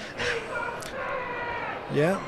And if you're thinking about coming down, you couldn't make it tonight and you're watching on the stream, we've got Kent here next Wednesday and then Essex on Friday. So Garton in, and that goes down the ground, and that's 6 runs there. Jack Taylor. Bosh. I was saying that Sussex hadn't given Gloucestershire much to go down the ground with, but they latterly, 1 or 2 have. That one wasn't even there to go down the ground. He's just pure power from Jack Taylor. He's just got, brought his hands through, good bat speed, and it sailed over the head there. I think is it Delray Rawlins down there at long on? Garton again to Taylor, and that's going to be 6 more. Oh, the skipper providing the icing on the Gloucestershire cake here. 158 for 4. Jack Taylor moves on to 21. Ryan Higgins 22. The scoreboard is going to break down Ian Randall. It's ticking over so quickly at the moment. 16 off that over, and that's what you mean about possibly being able to get 40 or 50, even 40 or 50 off the last 4 overs. Yeah. Particularly if you've got wickets in hand. It's not beyond the realms of possibility, is it? It really isn't. It's 3 overs, if they can score at 15 and over for the last 3. Well, here's a man who will try and stop them doing that, Stephen Finn. Garton's now bowled 3 overs for 31. Finn, by far the most economical of the bowlers at the start. 3 overs for 13 only, and a wicket. And this is his last over. He'll be the first of the Sussex bowlers to bowl through. And he's going to bowl to Ryan Higgins, and it's short, pulled by Higgins out into the leg side. They'll take 1, but they're never any more than that. And as Dan said, just about ideal weather tonight, and I think the forecast for the middle and latter end of next week is much the same. Yeah. Possibly with a bit of a break in the middle, but obviously next weekend is Platinum Jubilee weekend, but there is cricket here on Friday. Again, 6:30 start time. And tickets obviously available online via the Gloucestershire website. Here is Finn, short outside the off stump and not given as a wide. Jack Taylor felt he missed out there. He could have just almost plopped that over the infield and picked up a comfortable 2. Have you looked at the long range forecast? Have you? Or is it Ian Randall or Ian McCaskill? I know. Hello. Brilliant. Here is Finn. Into Taylor, who's pulled that into the leg side. Now, is that going to go straight to the fielder? It is, and it's well taken. Good catch from Harrison Ward out there, and Jack Taylor goes. It's a good catch from the young off spinner who hasn't had a bowl today, but he has taken an important catch, and Jack Taylor goes for 21. It's a big hit, quite legitimate to take that on, and Ward with a safe pair of hands and a tumbling catch out at deep mid-wicket. But Taylor's proved, in a sense, why you can attack the short straight boundaries here, Dan, and really that goes back to Michael Klinger's too. He's the first player really at the club who could work out that there were certain parts of the ground where there was just no point in really going for the shots, but at certain times and to certain areas you really could make hay against bowling of a certain length. So Jack Taylor's departure brings Benny Howell in, and he didn't look rusty with the bat last night, did he? 46? Oh no, he batted really well. Hits it hard, doesn't he, Benny Howell? And he's a good all-round cricketer. He's got no pace in his bowling. Ravi Bopara is probably quicker than him now, but he still knows what to do. He's on the money, doesn't give any freebies away. And the batsmen really have to work, and the bowlers really have to work, and he's a good, intelligent cricketer, Benny Howell. So, hasn't got long to have a look here, though. Finn to bowl to him. And just a little nudge at that outside the off stump. And Sussex getting on with their overs here. Obviously, they don't want to get a penalty for starting the last over after the allotted time. And it obviously helped them with the spinners involved. Yeah. This is the 18th over at the moment. We're at 18 minutes to 8. Here is Finn in, who's steered away by Howell, but can't beat the field. And it's a classic example there of a wicket just putting the brakes on. And also having an old hand, at the time at which the wicket is taken, the old hand just using his knowledge to try and keep the runs down. Howell into the leg side, he's off the mark with a little clip off his pads. They'll want 2, but there isn't 2 there, and that's a very good call because Howell would have nowhere near made his ground back. So Finn's finished his spell 2 for 15 in 4 overs, and that's a very, very good effort from Steve Finn. Others have been much more expensive, but he has kept things tight. It's 160 for 5, 2 overs to go. It's a fantastic effort, especially last time he played against Gloucestershire as well. He got collared at Radlett last year for Middlesex, didn't he, at the end of the game, and it was his last over. I'm surprised you could see it, Dan. It was so dark. I thought you were talking about my drinking there, Ian, but there you go. But it was, you know, he bowled that last over, which the Duckworth-Lewis came into play with that because he got collared. And if they kept that one tight, Middlesex would have won. But this is a big call. They're going to give Henry Crocombe. They're going to give Crocombe a go, and they're also up against it on their overs as well. I'm sure they take a little bit of time off for, you know, ones that have gone into the crowd possibly, and the Steve Finn injury down here maybe. We've had 5 wickets as well, so that would have to be added. That would have to be factored in. Yeah, so they might get away with it. Anyway, here's Crocombe from the pavilion end. Oh, and that is 6, massive 6 into the marker lane stand, and a no ball over waist height. Oh, it's unravelling for Crocombe and Sussex. I'm surprised. I'm surprised at Bopara giving Crocombe the penultimate over. I know that it's not exactly, you know, the longest boundary straight, but I wonder whether Rawlings might have come back, and because it's a no ball over waist height, it's a free hit. So here we go. Big cost potentially for Sussex. 8 runs off the ball and an extra delivery. Yeah. Here we go, free hit. Higgins to face. Bang, where's that gone? That's gone miles.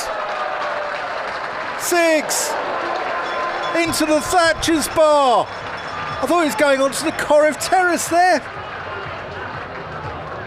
Oh, it's hit somebody in the crowd, I think. Oh dear. Oh dear. It's hit somebody in the crowd, I think. Let's have a look, see where that's. Oh, it has. Yeah, that's hit someone, and hopefully the medics are there quickly. Oh, no one likes to see that at all. I think it may have hit them on the. It looks like it may have been on the back rather than. Let's hope so. Let's hope so. It's hard to see from here. It's into the sun for us here from our position. Bopara's right there, as you can see from the pictures.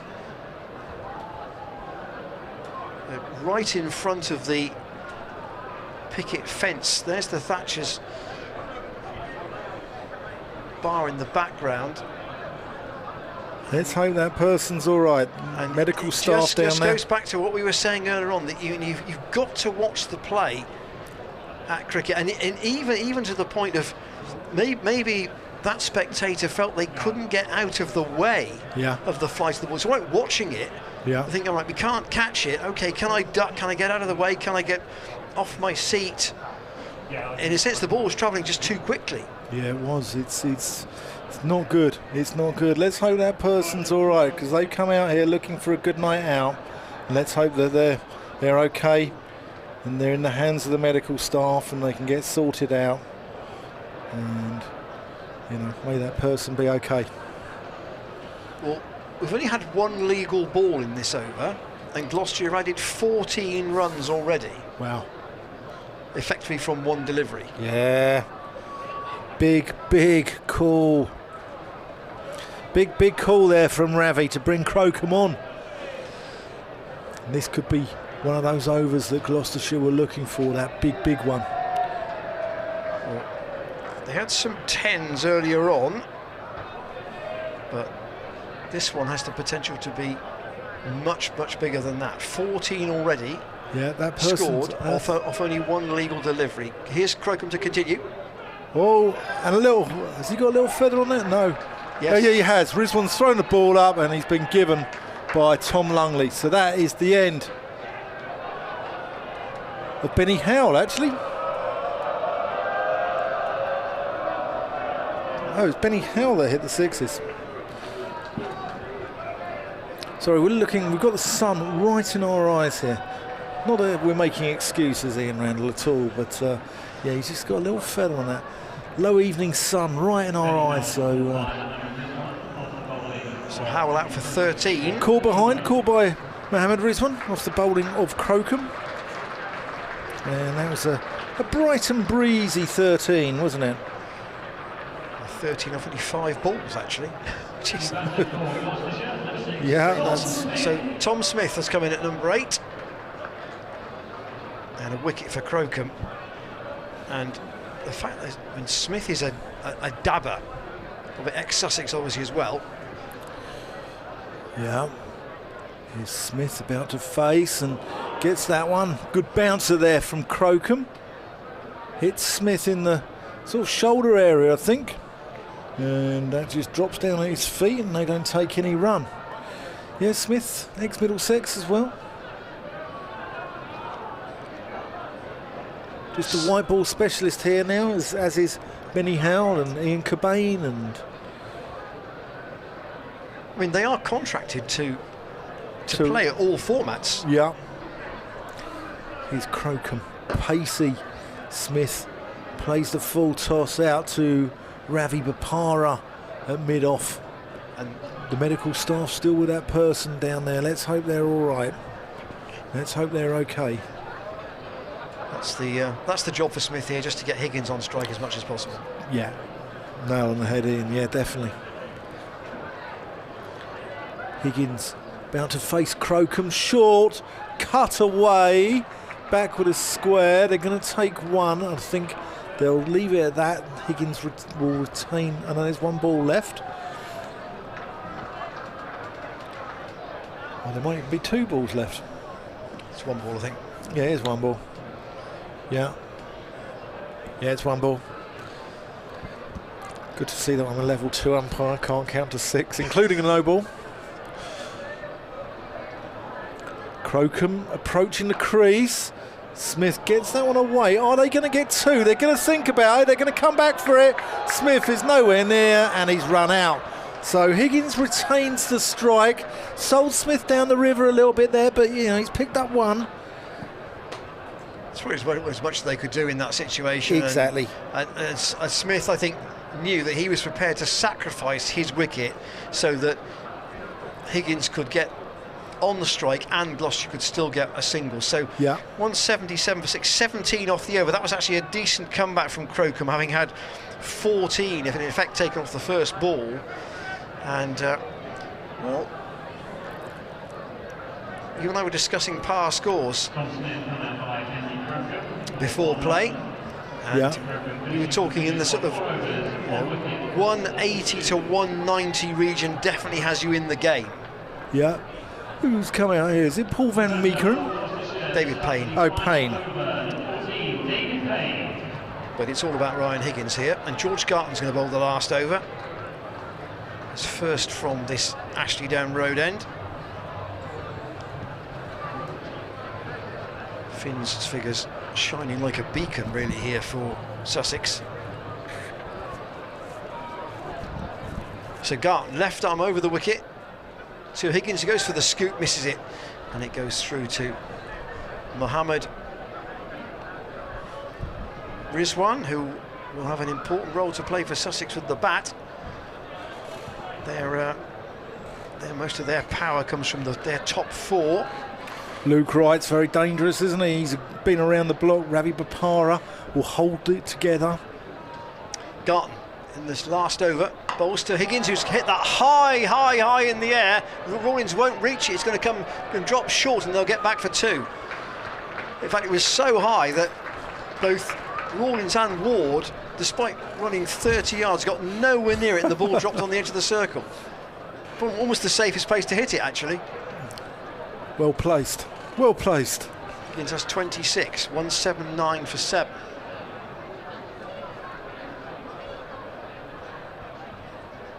Garton to bowl to him. Goes for the scoop again. He'll get 4 more. In fact, he might get 6 more. Umpire's just asking. And once again, that has proved a very profitable shot for Gloucestershire down the ground, behind the stumps, off the Sussex bowling if it's been short. And there have been probably 4 sixes to that end that have been little more than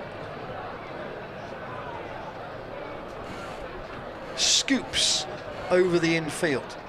Garton again to Higgins. Clubs that down the ground, looking to beat the man at long on. He can't do it. Delroy Rawlins will keep them down to 1, and that puts David Payne on strike. It's crucial. Payne gets bat on ball here, gets something. 2 balls to go. 186 for 7. And I think, the cry from Higgins was, look, just run, whatever, just run. Yeah, even if it goes through to Rizwan, I think they're going to run a bye, aren't they? So Payne to take strike for the first time. Only 2 balls left. What can he do? Garton to bowl to him. It's short, and Rizwan will try and run Higgins out, and he's missed the stumps off the bouncer, and they've run a bye to the keeper. Oh, I think he's lucky to get away with that one. I wonder if that one was overhead height. I'd like to see. Don't know if we can see a replay of that. No, we can't. I thought that was overhead high. I thought he's got away with one there. So Higgins has got 33, an important late innings contribution. And here's Garton with what should be the last ball. He pitches it up, and Higgins clubs it away towards Harrison Wald, and he can't stop it. That's gone all the way for 6. What a way to finish the innings, to take Gloucestershire to 193 for 7.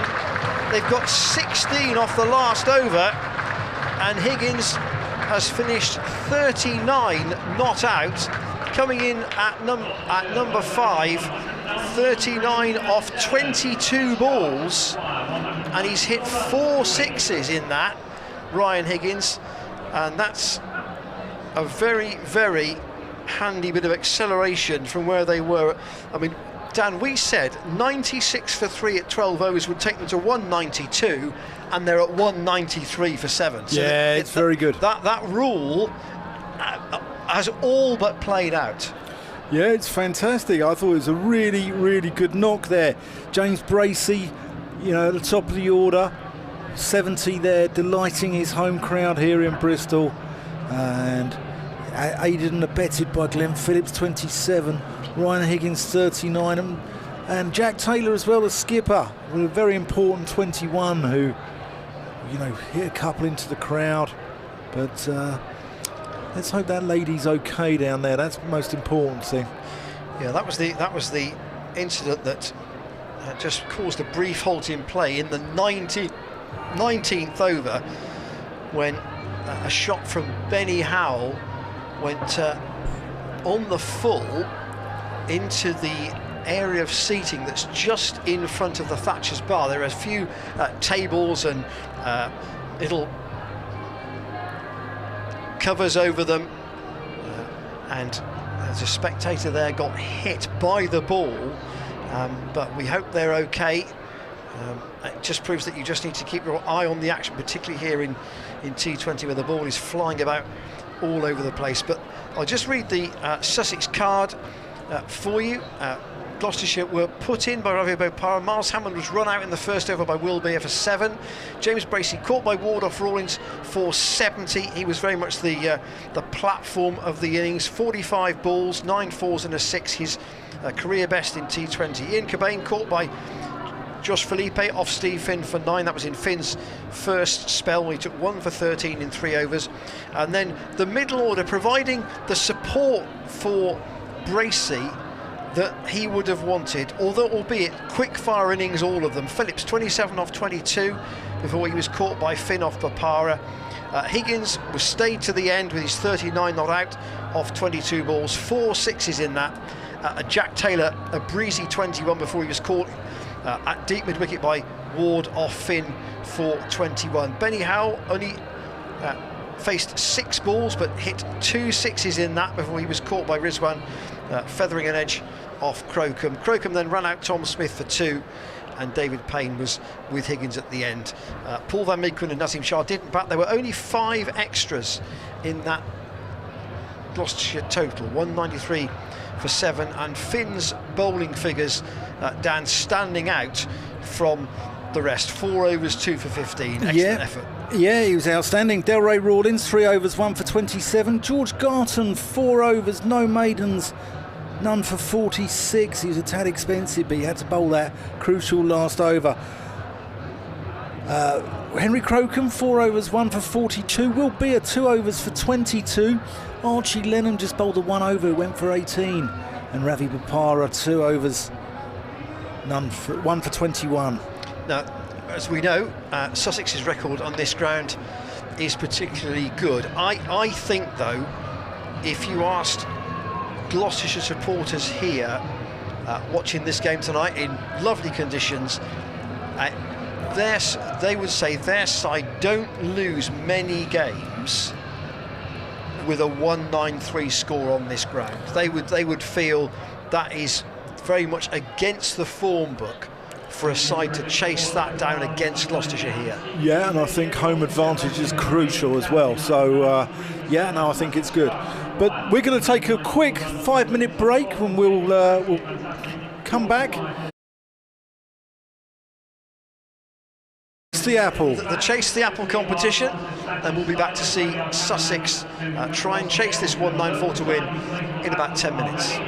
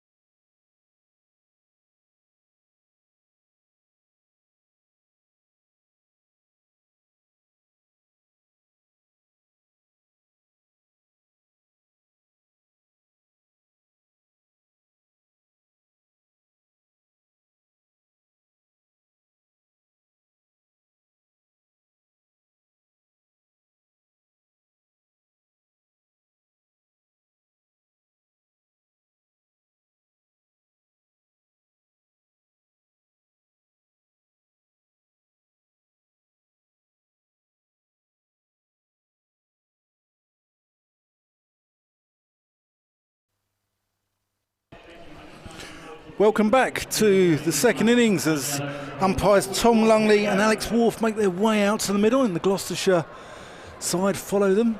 You saw there, I believe it was a stag do who have been chasing the Thatcher's apple there around the ground. And we've had a couple of emails come in, haven't we, Ian? Yes, and they are, as you would expect on an international night like this with overseas players, they are from all parts of the globe. Steve in Chicago, Illinois says, who gets the credit for those 4 runs on the overthrows? I'm enjoying the broadcast, but they do interfere a bit with my work. So go on, Dan, you're the grade 2 umpire. It's the batsman. He's run 1 and then he gets the overthrow, so he gets 5.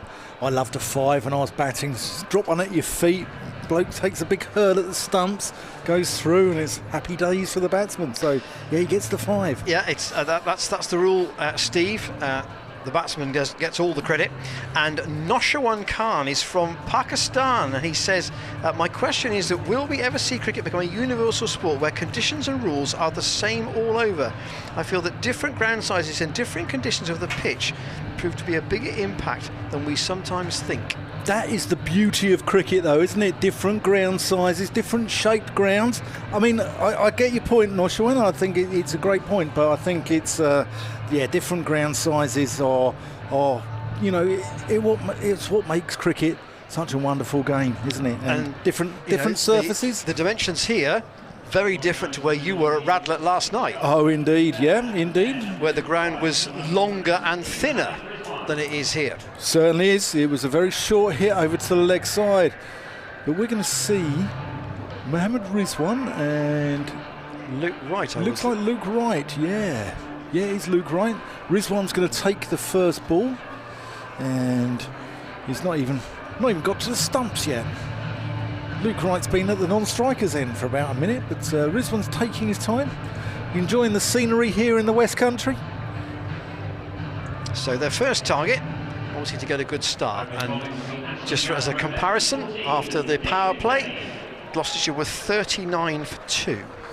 Yeah, the power play was poor last night, and it will be interesting to see how they go tonight. So David Payne's going to bowl the first ball. There is a third man and a deep backward square, otherwise everybody else is up saving the single, as has to be the case in this competition. So Payne with the first ball to Mohammad Rizwan, who steers that away down to third man. They'll get one, they'll get four. that skated away. I mean, Glenn Phillips was talking about the pace of the outfield at Radlett last night. That was really quick, and it was definitely played. And Rizwan is clearly in pretty good touch. I mean, after he was 81 yesterday, but that literally raced to the rope. It's been a quick outfield at Bristol here all summer, hasn't it? It's been, fast and furious here, and even sort of the first game here against Yorkshire, it was quick. Rizwan waits again, having steered that first ball away to the fence, and that's down the ground. That's four more. That's a lovely shot. It's a length ball from David Payne, and Rizwan's just punched it straight down the ground for a boundary.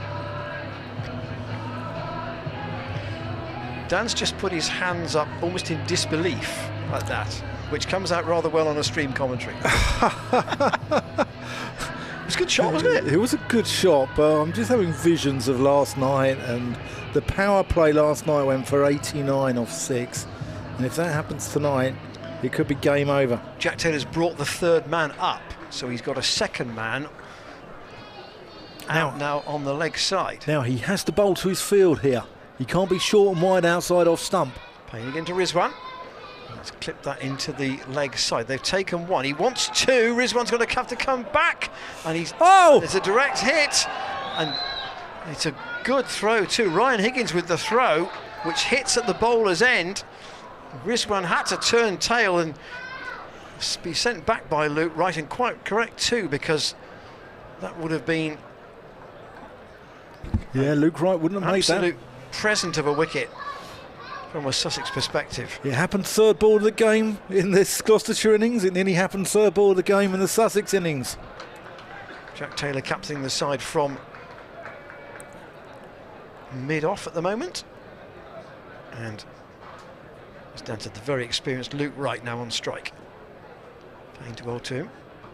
This comes off the pad of Wright, doesn't go beyond Cobain, who's sharp in the field. Missed out today with the bat a bit, Ian Cobain. James Bracey with 70, Gloucestershire's top score, but a very handy unbeaten 39 from Ryan Higgins at the end. Payne again to Wright, and he slashed that very, very fine, and that's gone all the way down to third man for four. They've put the third man back in for Wright, but that was so fine there was nothing they could do about it. And another boundary for Sussex in this opening over. But again, it's short and wide, and all you need to do is throw your hands at it, especially in the power play, and it's going to go away. You've got to bowl to a field in the power play. You've got to actually, you can't just be short and wide in it. Payne staying over the wicket. All hits on the body of Wright. I wonder if that might have come up onto his helmet at one stage, but there wasn't much pace in delivery by the time it got there. It's come off his elbow, in fact, just rubs it. And 13 then for Sussex off the first over, bowled by David Payne. And it's not been uncommon for Gloucestershire to use a spinner, but that spinner ordinarily would have been Graham Van Buren. And just to recap, if you haven't heard the news about Van Buren's shoulder, there is no structural damage, and therefore it will be about, we think, 6 weeks for him to be out. So he might be back for the championship game at Essex at the beginning of July. Other than that, more realistically, back for Cheltenham. Here's the bit we've all been looking forward to. Naseem Shah from the pavilion here, bowling to Mohammad Rizwan.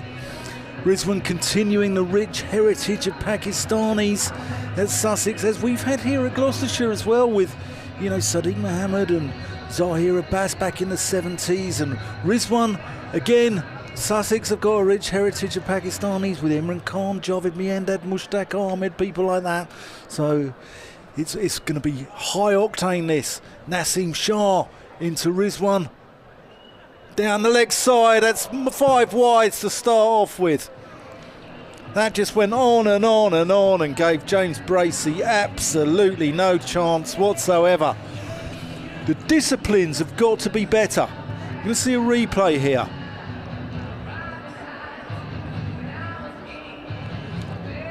No chance for Bracey. Just went on and on and on with the swing, didn't it?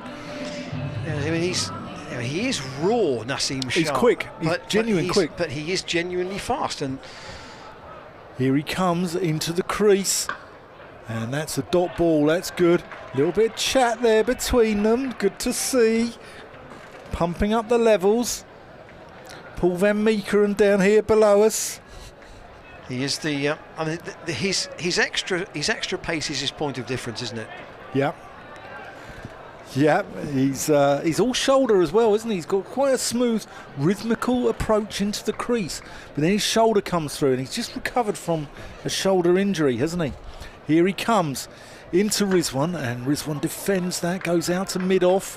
No run. That's well bowled. That looked like that came out of the back of the hand. That last ball. He's just a bit concerned about the foothold. Yeah, what about the foothold? More about maybe perspiration on his hand and whether he can hold the ball accurately, or as accurately as he wants. But if he's trying to bowl a slower ball as well, the grip does change. Yeah, here he comes. And Rizwan gets that down. Paul Van Meekeren does the fielding down below us here in front of the Jack Russell stand. Rizwan just gets one. Luke Rice about a face. So Sussex, remember, chasing 194. Made a lovely start here. They're 19 for win none. This game. Yeah. These two opening, and then Josh Felipe, the Western Australian, probably at 3. Ravi Vopara at 4. Delray Rawlins at 5. Then you're into the kind of the unknowns a bit. Garton can be aggressive. He can give it some long handle. But beyond that, not sure what the batting might give you. There's a slip in. Howell's coming at first slip. He's a long way back as well, isn't he? Look how far back he is. Here's Naseem Shah. Oh, that's gone through Luke Wright. Beaten for pace there. And if you can get pace out of this sluggish Bristol wicket, you've got something about you. And I think James Bracey, and the quickest I've seen here all season is Harris Ralph at Yorkshire. And I think Naseem Shah is up there. I think Bracey is standing just as far back as Harry Duke was for Yorkshire that day. A red ball and white ball different.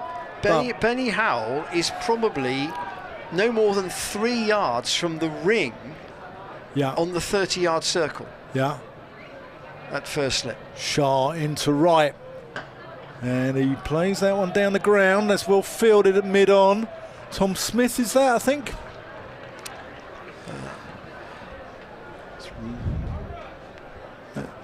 Is it Hammond? Hammond. No, Hammond's out deep square. It's Glenn Phillips, I think. Oh, it's Glenn Phillips. Yeah, Smith's at mid-wicket, isn't he?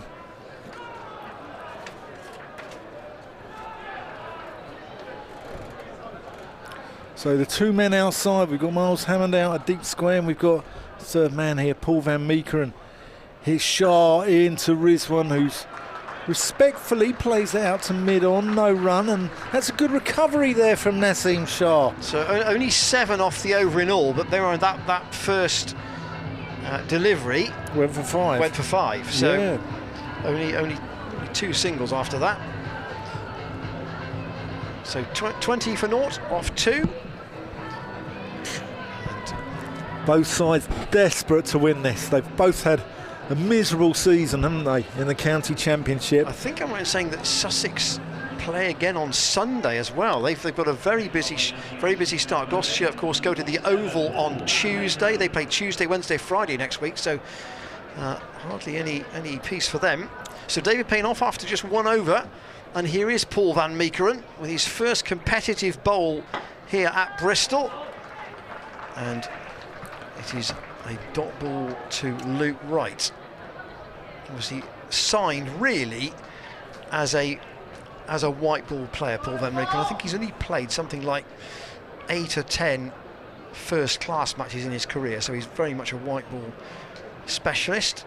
Had a bit of a back problem early part of the season, but aim was always to get fit for this tournament. Here he is, right over the wicket, and again that's a good length, and nothing that Wright can do other than play it back to the bowler. He's one of those bizarre cricketers, isn't he? Who's probably played more internationals than he has for like T20 domestic games. Oh yeah. So, but he's a good guy. He's a character, and he was on the stream earlier in the season when we had him on the stream, and he's played wonderful value. I thought 46 internationals in this format. Meekeren to right once more. That's short, pulled by Wright into the leg side. There'll be a chase for Cobain. They'll take 1 and they'll go back for the second. The throw is a bit wild from Higgins, but at least he gets it away quickly, and they'll come back for a couple. Miles Hammond was doing long off last night, and he took a wonderful catch out there to dismiss Owen Morgan. There was a wonderful video, wasn't there, that did the rounds at the weekend, where a guy was doing fine leg to fine leg and got a child's bike and cycled around there. So, well, I mean, like most teams, Gloucestershire have their specialists in certain positions, and Hammond and Cobain generally are the straight fielders on the boundary as the innings unfolds. Here's Van Meekeren, and that's in the air over the infield by Luke Wright. He's only going to get 2 though, as a bit of teamwork from the Gloucestershire fielders keeps them down to a couple. He didn't really time that. No, toe end. But it was a safe shot because nobody out on the offside at all to Van Meekeren, and Smith was the initial chaser.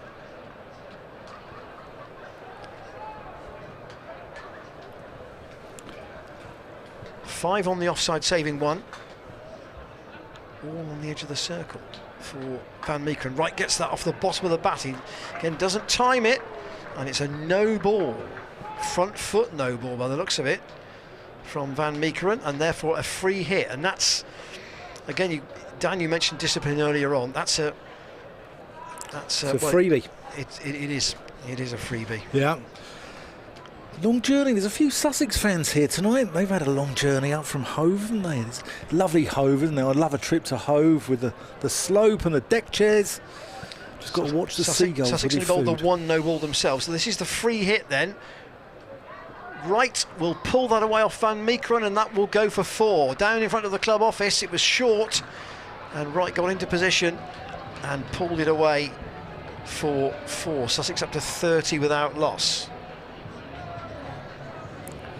That was a bit unnecessary from a Gloucestershire point of view. It was a little bit. It was, yeah. Just showing that on the replay with our Black Star boundaries, which we're incorporating here for the T20 competition. Thank you to our sponsors. Van Meekeren again to Wright, who has 13. Down the leg side, that would be a wide, and it's well taken by Bracey actually. So Van Meekeren's radar a bit, both sides of the wicket at the moment. If you're joining us and playing in a club game tomorrow, just make sure the skipper doesn't criticise you for bowling 2 sides of the wicket. Indeed. Bowl to the field, your captain sets you, and then he can't take you off.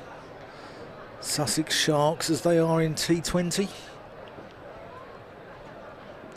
Still Van Meekeren to right, and that's short and outside the off stump, but Wright can't get it over the infield.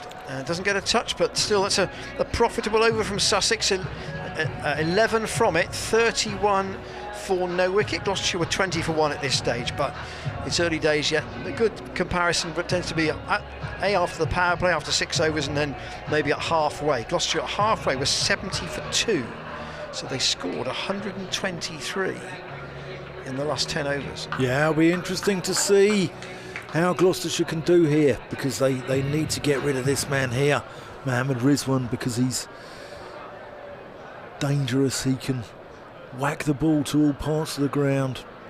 Scored a century in all 3 formats of international cricket as Naseem Shah comes into him.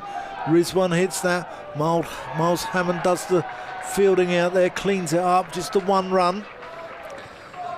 Yeah, I wonder if they've got the plan to just keep Rizwan away from the strike, possibly. That might be an idea, but I think this game's going to go all the way. It'll be interesting to see whether Gloucestershire have got enough, or whether... I come back to my earlier suggestion. I think most Gloucestershire fans around the ground would say they'd be very disappointed to lose with 193 here. Yeah, here's Shah to right, no slipping now, and that's carved away through the offside. That's a good shot. That's 4 runs. That's a lovely shot there, authentic cricket shot from Luke Wright, and puts that one away. And the martlet, the mythical martlet on the Sussex badge, starting to get its wings. It's a flightless mythical bird. It's a footless bird as well, I believe, the martlet. And it's starting to fly. It's going well. Naseem Shah in. Wright plays that out. Goes out to cover. No run. Luke Wright. There were 1 or 2 in the crowd who thought that might have been a catch, but it was a bump, it was a bump ball. A crowd catch, as we've been calling him all season. Yeah. Luke Wright, he's been around. He's 37 now. He's scored a 45 ball 100 for Sussex all the way back in 2007. He's played all around the world. He's played in the Pakistan Super League, the IPL, New Zealand, Big Bash. Here he is about to face Naseem Shah. Bouncer, good bouncer. That was quick. That was really quick. And there's a little bit of verbals. Yes. I think only gentle. It's good to see, though. I mean, Naseem Shah, you know, he's sort of ingrained himself into Bristol life, hasn't he? And he's enjoying himself over here. I know he's been injured, but I think if we can get him fit, if Gloucestershire can get him fit, you know, it could be a very good second half of the season, because I think he will go through a side at some point with that pace. Here he is, in, and Wright doesn't get a hold. Oh, he does get a hold of that. It's beaten mid-on, and that goes down towards pavilion, and that's 4 runs. I didn't think he'd got anything on that. He's beaten for pace a little bit. He went pulling, and it got on to him too quickly, but he's managed to get it past mid-on and runs away. 4 runs, despite the despairing efforts. It's Glenn Phillips there. It's Glenn Phillips, yeah.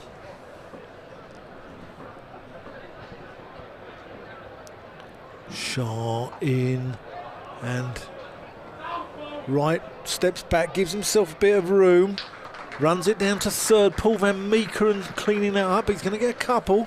Score moves on to 42 after 4 overs now, as the sun is about to set over in the west, and the ground is looking an absolute picture, as is the scoreboard if you're a Sussex fan. I mean, there could not be 2 more experienced players out there in the middle for Sussex at the moment, but equally they are big players in the team, and Gloucestershire know that if they can split them, then there's an opportunity maybe to put the brakes on somewhat. Tom Smith's coming on from the Ashley Down Road end in the power play. Interesting. So Gloucestershire trying to take the pace off the ball at this end. So Payne's bowled 1 over for 13, Van Meekeren 1 over for 11. Now Smith obviously had an expensive over last night. So long on and long off are up, as is the offsides open as well. Is he going to reverse or go down the ground, Rizwan? Down the ground initially, straight to mid-on, and there's a throw swiftly in from Miles Hammond. And will they drop one of those out now for Luke Wright? The answer is yes. So Hammond will drop out to long on. The only other man out on the boundary is at deep mid-wicket. And Smith will stay around the wicket. This is the 5th over, so an early introduction for the long-serving Gloucestershire spinner.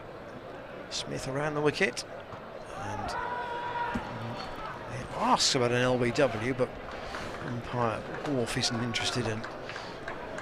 Luke Wright didn't look too worried there, to be fair. I still think you could probably play without the lights on, Dan. I don't know what you think. Yeah, I think so. But they are on, and here is Smith round the wicket, driven straight to mid-off by Luke Wright, and they'll take one again. This is a tidy start. They played a little bit of a break from Smith. Yeah, saying now, you know, I probably wouldn't like to face Naseem Shah when the sun went down. I wouldn't like to face him in bright sunshine, actually. He's rapid. 44 for no wicket, Sussex in the 5th over. It's still a good start for them. And Smith to Rizwan, who uses his feet, goes down the ground. That will be 4. He's split the two fielders who are right on the edge of the circle at mid on the mid-off. And Rizwan picks up another boundary.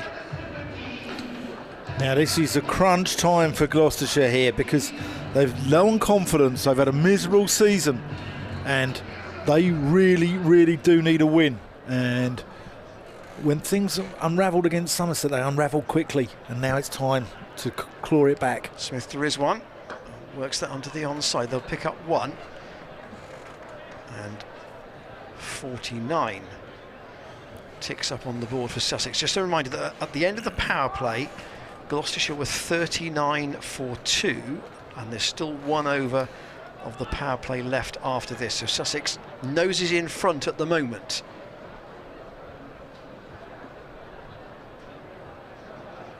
Right, waits for Smith, tries to use his feet, goes backing away, but Smith gets the ball that follows him. It's a tidy over, only 7 from it, and a little bit of a clawback for Gloucestershire in that over.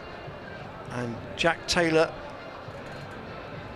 is just juggling his bowls at the moment to get a breakthrough, and it looks like David Payne's going to change ends. Yeah, they need a few tight ones here, Gloss. They do, they need a few tight ones. Payne really needs to come back good here, bowl that second over in the power play. So do the job that Stephen Finn did for Sussex. So Shah's bowled 2 overs for 13. And that over from Smith, actually the joint tidiest of the innings so far. Payne in, and Rizwan works a straight one, back with a square.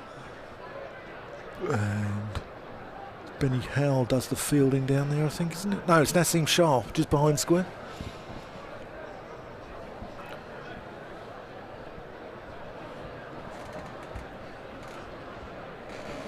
One or two of the Gloucestershire players have got short sleeve shirts on, but Shah's one of the ones with the long sleeves. Yeah.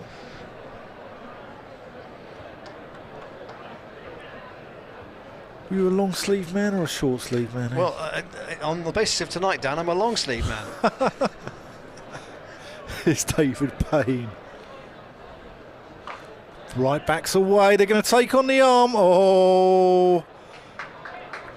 Just that split second for Coben there. I think he was going to go to keeper's end. I don't think it was in his hands properly. Realised that the better chance was to throw to the bowler's end, and of course in that split second you change your mind. Yeah. The advantage of the fielder is gone. Yeah, I agree. Well, maybe it just didn't see it in his hand properly. It just wasn't quite there, ready for the throw. But this is good. Ones are fine. Gloucestershire can cope with ones. What you don't want is Rizwan plonking the ball into the crowd. There, it's a good ball there, David Payne. It's a dot ball, keeps it tidy. I got the impression last night he didn't go plonking the ball into the crowd until very late, actually. The way his innings was built. Yeah. He was not out at the end, yeah, wasn't he? He was ticking along with a runner ball for a lot of the time. Yeah. He's got gears, hasn't he, Rizwan? Very, very good cricket. Very destructive. Payne to Rizwan, who gets that one out. And that's well fielded there. That's Tom Smith out in the backward of square. 5 yards the other way, that was 4. Yeah, it was. But it was... It came out the screws, didn't it? Literally straight to Smith, which was to Gloucestershire's advantage. Payne approaching the wicket. Bowled him! Yorker! Wright tries to back away. And that hits middle and off, and that's the end of Luke Wright. Yes, here's a second look.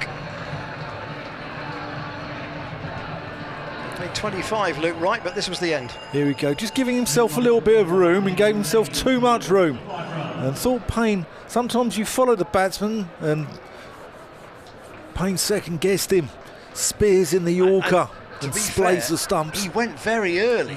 He did go early. Away very early, so Payne probably having enough time to see that, and then fire the full-length ball in, and 52 for 1. This is the last over of the power play, and Josh Felipe comes out at number 3.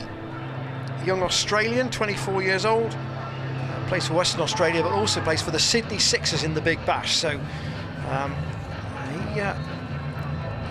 his numbers suggest he certainly knows how to play in this format. Yeah, it was bought by Royal Challengers Bangalore in the IPL as well.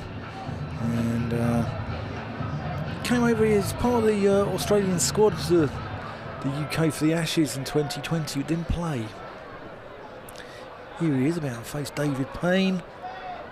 And respectfully plays a forward defensive. And that ends the power play. It's a good over from Payne, only 3 off it. So, comparative scores at the end of the power play. There are Sussex, you can see, 52 for 1. And Gloucestershire were 39 for 2. And there is David Payne telling us that is the end of the power play.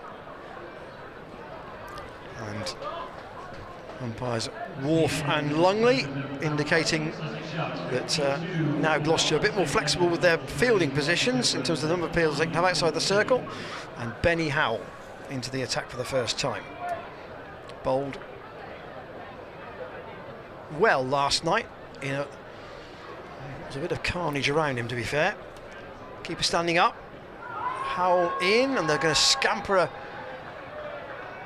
a quick single. It wasn't off the bat, I don't think. No, off the pad. So Rizwan went quite a long way across there. Heading down the non-striker's end of Josh Felipe. Now to have his first look at Benny Howell. So they've got a long on and a long off back, unsurprisingly. Cobain and Hammond, respectively. And keeper Bracey standing up for Howell, who has got this bag of tricks of deliveries.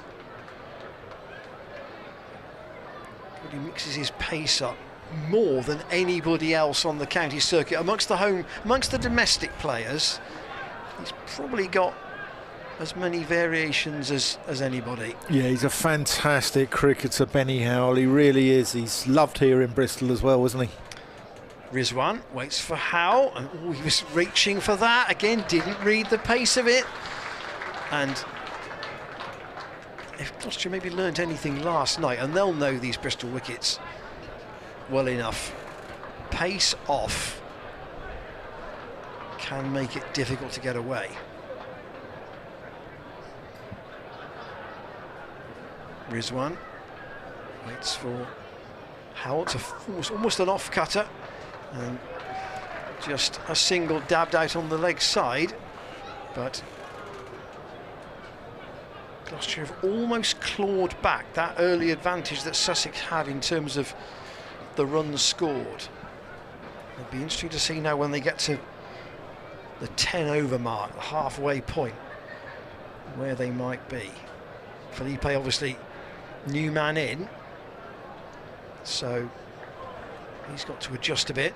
52 for the first wicket between Wright and Rizwan. Good stop from Benny Howell as Felipe tries to punch him down the ground. Can't do so. Only 3 off this over so far. And Payne's just changing position here to go to short fine leg in case there's a flick off the pads from Felipe. Howell to him. And there is the clip. It's into the gap, but there's no fielder at backward square on the single. Although Ryan Higgins will keep them down to the 1 run. So 56 for 1 off 7. And thank you to James Healy for his work on the cameras as ever this evening. If you're with us on the stream for the county championship matches, you'll know he does a great job. And it's even more difficult on with this type of format because there's so much going on. There's the card. Gloucestershire 193 for 6 their score. 70 from James Bracey, basically the dynamite at the top of the order. And then Glenn Phillips 27, Ryan Higgins 39 not out, providing the power in the middle. And a change of ends down for Tom Smith. Yeah, exactly. And just looking around the ground, the Jack Russell stand, the Marker Lane stand, very full up. Mount stand there, good sort of numbers in there. Corriff Terrace, the Hammond Roof Terrace is Tom Smith in, and Felipe tries to work that one away, can't get it past point there. And then you all look around the ground to the Seat Unique marquee there. Doing good trade, isn't it? People enjoy their cricket in the West Country. It's fantastic to see. Tom Smith in, and Felipe's got that one quite fine. That's going to run away over the practice wickets as it speeds up over those wickets. And that's going to be 4 runs. It's a good shot, Felipe. Manufactured that. It wasn't there to be hit into that region, and he got down on one knee and swept it. Got it fine enough. Well, those wickets, of course, are in front of where the previous stand at this end of the ground was before it was demolished. Smith. Felipe uses feet, plays him out to long on, just a rather languid single. People on their terraces and the flats here enjoying the spectacle. Tom Smith. Oh, and that's gone. It's in the air. It's gone over. Naseem Shah, 6 runs. I thought that was straight down his throat there. Oh, it was a risk from Rizwan. I was just looking at the board. He's only got 20, Mohammed Rizwan. He's been in since the start. He's not had a lion's share of the strike, but that's the smallest boundary there, though, and he's got it away for 6 off a top edge. Smith into him. Rizwan goes to the same area, and that's going to beat Naseem Shah. Well, that's going to be 4 runs.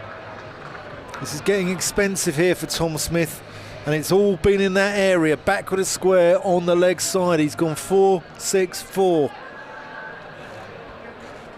This has been a big over, 15 off it at the moment. Yeah, and it's undone the good work from Benny Howell in the last over.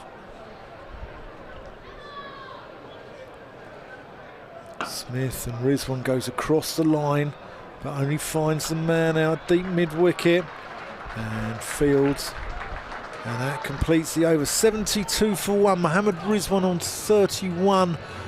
Josh Felipe on 7. Luke Wright, the man out. He was bowled by David Payne for 25. Yorks backing away. And Sussex, Dan, are right. In a sense, they're back to the position where they're 2 overs ahead on the scoreboard of where Gloucestershire were. Yeah, but do they have the Glenn Phillips, the Ryan Higgins, the Benny Howell in that middle order, Jack Taylor? That's the debate, and I'm not sure they do, but if Rizwan was to stay there, that's a different issue. Gloucestershire will know that he is the big wicket now. He's got 31, and Howell to bowl to him, and he just works that onto the onside. He'll take a single. Yeah, because it's 122 off, what? 12. 12 overs. It's a big ask. Once that rate starts creeping up to the 12s, 13s, it starts getting, you know, the odds are on the bowling side, aren't they? Howell to Felipe. Getting into the gap on the onside, just takes the one. Sussex be aware of where they are, what they've got to come. Bopara and Rawlins, those two in particular, can put bat to ball. Garton's an explosive hitter, but he's a bit unpredictable in terms of whether he's do that regularly or not. Some days he comes off, some days less so. The single chipped away by Rizwan into the offside. Ones are good from a Gloucestershire point of view. Howell will be keen not to give too many boundaries away here. Still got the long on and long off back, so that he's also got the cover sweeper and the man at deep backward square leg. Higgins is doing some warming up too. Felipe tries to cut, can't do it. And Howell, it's another dot ball. It's a good little spell this from Benny Howell, just applying a bit of a break at this end of the ground. So he conceded 6 runs so far in his second over. Felipe on 8.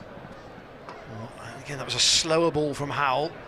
All Felipe can do is just work it round to Payne for a single. 194, remember, is the Sussex target. First home game for Gloucestershire. 2 home games next week. Kent on Wednesday and Essex on Friday. Rizwan back on strike to Howell. Oh, little leading edge, and it just escapes Howell, and it also escapes Jack Taylor as well. But it's a good over from Benny Howell. He's bowled 2 overs for 7 runs, and Sussex are 76 for 1 after 9. Gloucestershire at the halfway point after 10 overs were 70 for 2. So it's nip and tuck. There's not much in it. Game on, Ian Randall. Game on. And Ryan Higgins will have his first bowl of the night from the far end. We've got somebody in the crowd. Somebody in the crowd, I think, is... Yep. Lady's going to win that, I think, wherever she wins. I don't know what she wins, but she wins something. Well, Oh, Crater Thatcher's. Here's Ryan Higgins in from the pavilion end. Slower ball to start off with. Fox's Felipe, but he's going to get a single. Given the camera was in the shape of an apple, I think it was a fair call that it might have been... Well, we are in the West, so it's that might be maybe associated with that particular sponsor. It seems to be a little bit Apple obsessed down here. I mean, call me old-fashioned. Higgins in to Rizwan, slower ball bouncer. Does he get that in the gap? No, well fielded. He's going to get 2 for it though. Might have been a no ball that. It was so short. It was. I suspect it might have been at over shoulder height. Overhead height, yeah. Overhead height. Yeah. It was very short. Yeah. That's the thing, it's about disciplines here for Gloucestershire. Credit to Rizwan to actually try and play the shot for the ball anyway. Sort of gave it like a smash, wasn't it? 15 love, Rizwan. Advantage, Rizwan. Higgins. Oh, Rizwan's got hold of that one. He's plonked that one over the rope. Massive 6. Oh, don't be bowling out of Rizwan there. He likes that area there, backward and square. You cannot be bowling to him there. And that's a Black Star boundary. Moved across. He has moved across, actually. Quite a long way. And Higgins hasn't reacted to that. Crucial part of the game here. Higgins to Rizwan. Slower ball bouncer. Rizwan gets that into that gap again. They don't take on the second this time. Oh, he turns back. Doesn't run Felipe out, but I'm not sure Rizwan would have made it there. This is getting exciting, Ian, isn't it? Well, the thing, I mean, Dan, there was never two there. There's never two. Why Felipe thought that he was heading towards the non-striker's end with any comfort, I don't know. Yeah. It's one of the great vagaries of cricket calling, isn't it? Oh, yes. Higgins. Oh, that's hit firmly out to long off. But just a single, the man's there. Just need to keep it nice and tidy. Cry of Gloucestershire, la la la, goes round the crowd. People enjoying their evening here in the sunshine in Bristol, and why not? Higgins. Oh, and that was wide. He's got away with that. Luckily, Rizwan's hit that out to cover. Because if he'd left that, I think he'd got wide. And he'd got the extra ball. That completes the over. 88 for 1. Rizwan's moved on to 43. Felipe's on 11. And yeah, the crowd are enjoying themselves here, aren't they? And you know, we've got some more games next week here. And get your tickets at Gloucestershire, www.glossccc.co.uk. And come and join us for next week's affairs with Kent and Essex. But this is where Gloucestershire started to press the pedal. So there was the next over cost 17, and there was also an over that cost 13 in the next block of 5. So okay, this was where the runs started to come, and Gloucestershire will know. I mean, Rizwan has got 43 off 27 balls at the moment, and his is the big wicket. I mean, Bopara and Rawlins and Garton effectively have got licence when they come in, because Sussex have got a man that's set, but Felipe at the moment is struggling to match his partner. He's only going at a run a ball, and really his job is to keep Rizwan on strike. Howell, who's bowled 2 tight overs, bowls to Rizwan here, and Rizwan goes across the line. He's whipped that out through the leg side. They'll take one. They think about a second. It's one of those 1.5s, and good throw from Higgins to the bowler's end. Keeps them down to a single. Yeah, just see the shadows of the lights now just taking effect. Yeah. It is 9:15, mind you, so unsurprising at this time of day. Just got a West Country mind there, Ian. Brilliant. Very, very fine from Felipe. Just tickles that to Payne, who's had 2 overs in the match so far. Just, again, keeps the singles ticking up. 90 for 1. 194 is the Sussex target. Anyhow, just saying to the man out at deep mid-wicket, just to make sure you're really on that one run. We had to give them a single out there, but nothing more. That's the shot that they've been playing, and Hammond's quickly in off the boundary at long on, just to keep it down to 1. Howell hasn't been giving them anything to drive, has he at all? Honestly, he's been absolutely superb. He's bowled 2.4 overs, none for 11, and 2.3 actually, none for 10. But he's been very, very economical, doing a job for his skipper. Howell again to Felipe this time, and again he's just content to rotate the strike and take the singles. Now, that's leaving a lot for the later order hitters to do, or for Rizwan to do, if that's the strategy they're going to run with for 3 or 4 or 5 overs. Howell to Rizwan. Deft dab this time. He'll get 1 run. There's a diving stop from Tom Smith.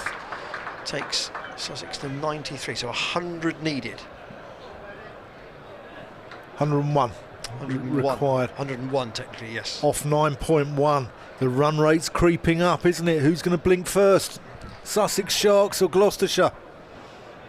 We'll keep giving you the comparative because it gives you an idea about where Sussex are. How in, and Felipe again. That was a bit of an improvised shot. He's got 1 for that, and Rizwan thinks about a second, but he won't get it. And another economical over from Howell. So he's bowled 3 overs now. What does Sussex do? Do they try and bat him out of the game? He's bowled 3 overs for 13. Can they get the runs from elsewhere? So comparatively, Sussex are 7 runs ahead at the same stage. Well, Gloucestershire had this problem with Stephen Finn, didn't he? He went 2 for 15 off his 4 overs. I thought he bowled beautifully today. Really showed his experience for the Sussex Sharks. And Benny Howell, again, a canny operator in T20 cricket. Ryan Higgins here, but it's that shorter leg side boundary here that they've got to protect. And that goes down the ground from Felipe, and he's put that one into the players' changing rooms down there. And that's a big 6. That's quite a decent hit down there. I'm pleased that the spectators just in front of that players area were watching the ball. That was a low, flat 6. It was. We'll see where it drops, just almost onto that wall. Fewer more of those needed. Felipe hits that one for 1 down to long on. That was the 100 up for Sussex, by the way. With that, it was, that yep. blow. Felipe, that's the first really aggressive shot he's played. They need to go. They need one of those every over, really. Higgins in. Oh, that's a no ball on high. Oh, so it'll be a no ball.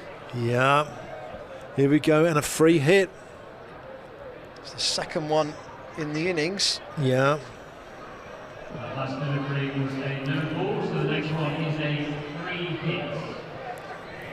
That's hit Felipe, I think. Yeah, he's just. No, he's just asked for a change of gloves. Yeah, I think the bat slipped. He's got 21 off 17, and Rizwan obviously 47 not out.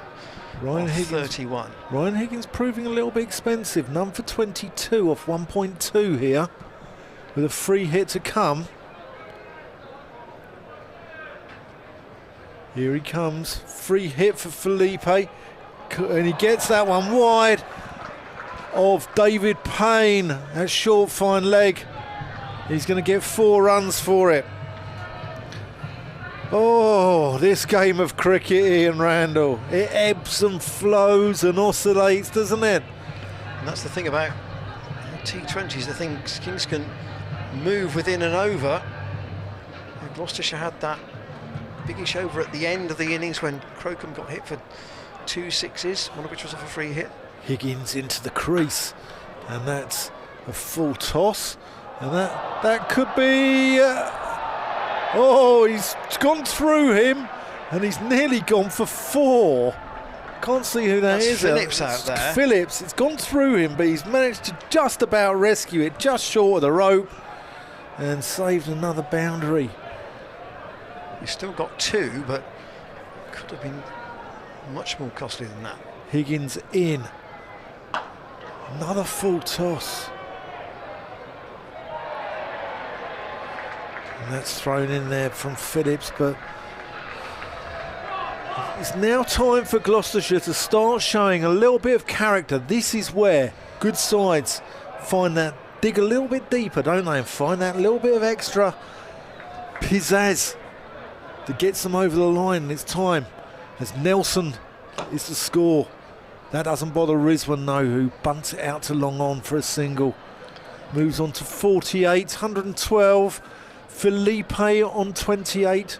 13 overs gone. I think, for me, only 12 overs gone, Dan.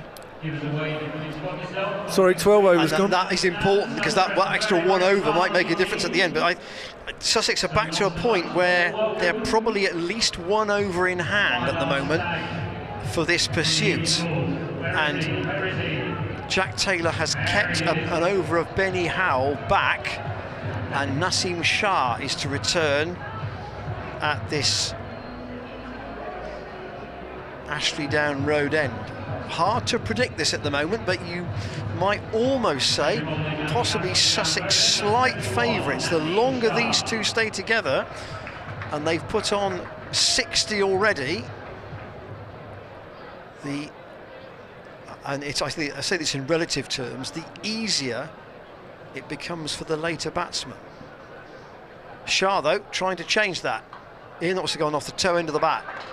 And deceiver is one that was a bit shorter.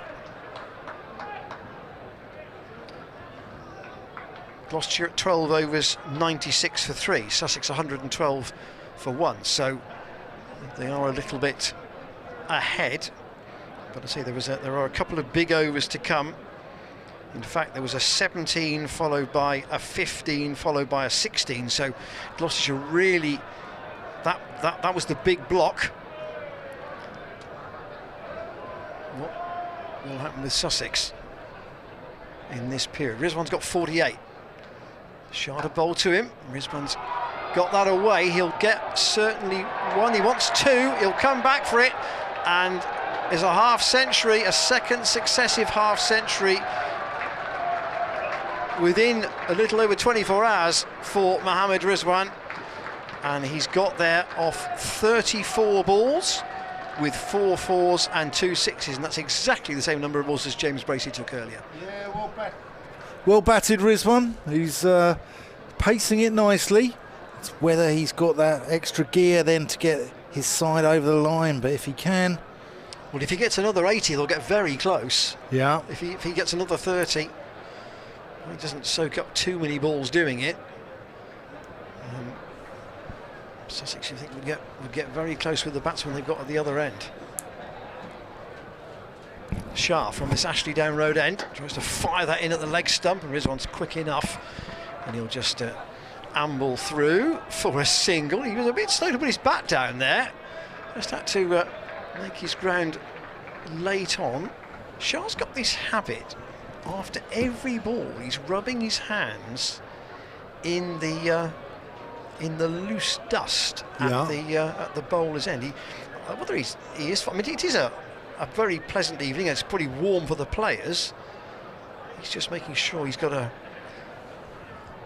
dry hand so that the ball doesn't slip. That's very short, and it's dabbed down by Felipe, down to Tom Smith at third man for a single. There's Shah again. You can see him on your screen, just making sure that he gets any perspiration off his hands. 116 for 1. Do you think he's looking for reverse? And you know, you don't want the ball to get wet with sweat, do you, with reverse? And I wonder if he's looking for reverse, and that's why he's trying to keep his hands dry with the dust. Third over for Naseem Shah. Rizwan to face. And again, it's into the ground. He'll get one, but Hammond comes in off the boundary at long on.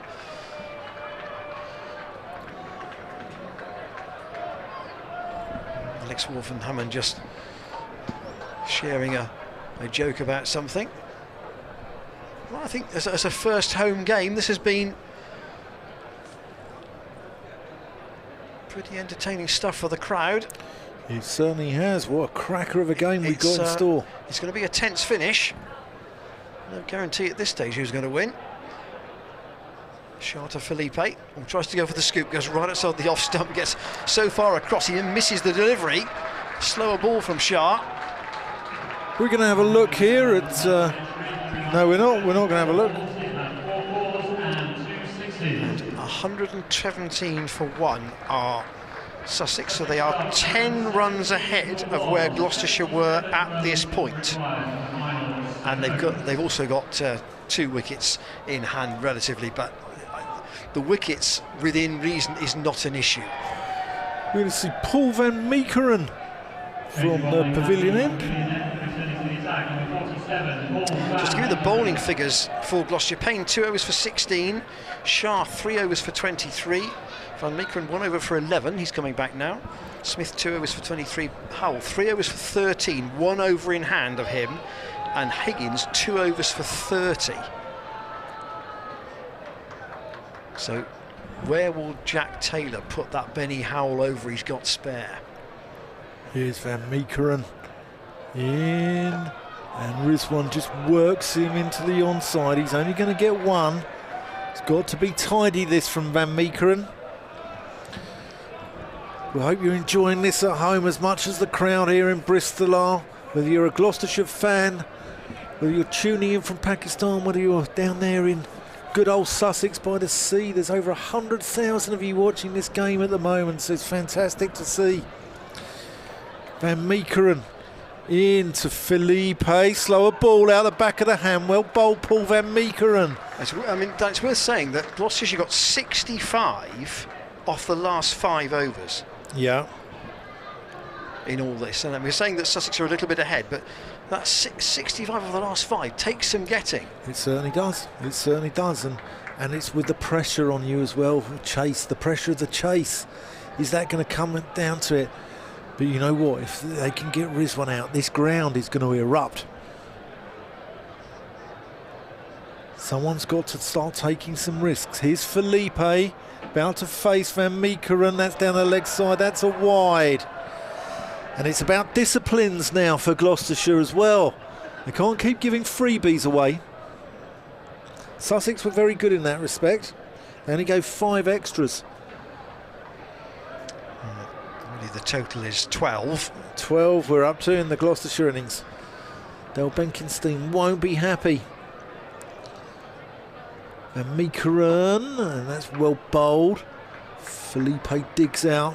Full length ball, gets it into the leg side, only gets 1 though. This is a crucial time of the game.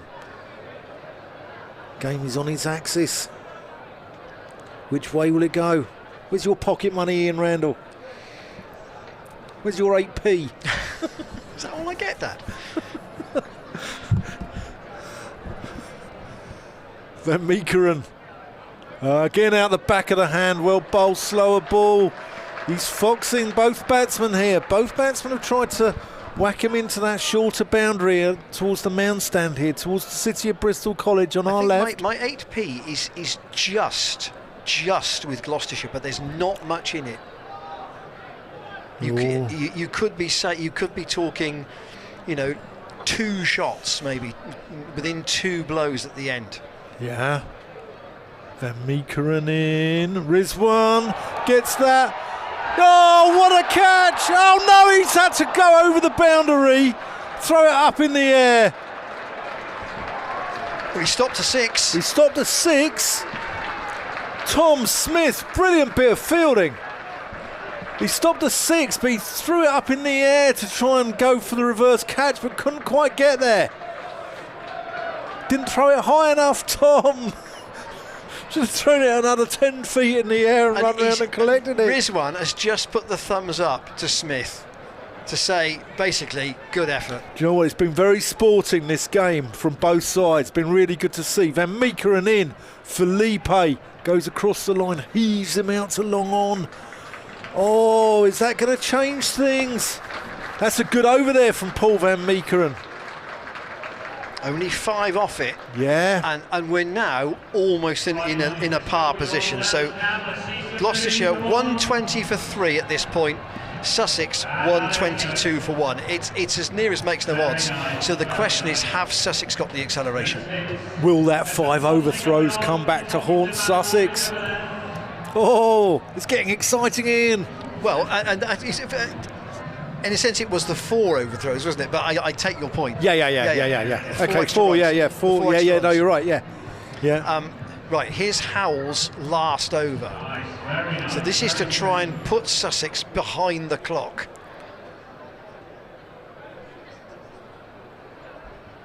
Howell in, it's tossed up, almost like a little off break, and Felipe takes 1. Yeah, before that ball, it was 72 off 6, exactly 12. Once it starts going over 12s, it becomes very, very difficult, doesn't it? Sussex need a big over. They haven't really had. They've had a 12, but they've had nothing really big. Howell in again. Rizwan again off his pads. I suppose you'd say that it's very easy to lose a game in the power play, as Gloucestershire did last night, by chasing a big score and getting it wrong. Sussex are keeping themselves in the game here. They've got 2 men who are reasonably well set. Trying to take it deep, yeah. Keeping themselves in with a chance. Only 1 wicket down. Howell to Felipe. Oh, and has Bracey got him as a stumping? There's an appeal, and Tom Lungley says no. I got to say, he almost had 2 chances there, James Bracey. He did. He missed the first one. I thought he might have got the second one, He but missed the first one and went back. look at this on the replay. If James has got time to spin it back, it might not allow us to do it. We might have to look at the end of the over. We'll see. Oh, it's all going off here in Bristol, isn't it? It's all happening. 124 for 1. This is the 15th of 20 overs. Howe in again. That's off the bottom edge. Felipe getting a bit frustrated. This is Howe's last over, but he's been very economical. Only conceded, as you can see, 16 runs. The last one ticks up.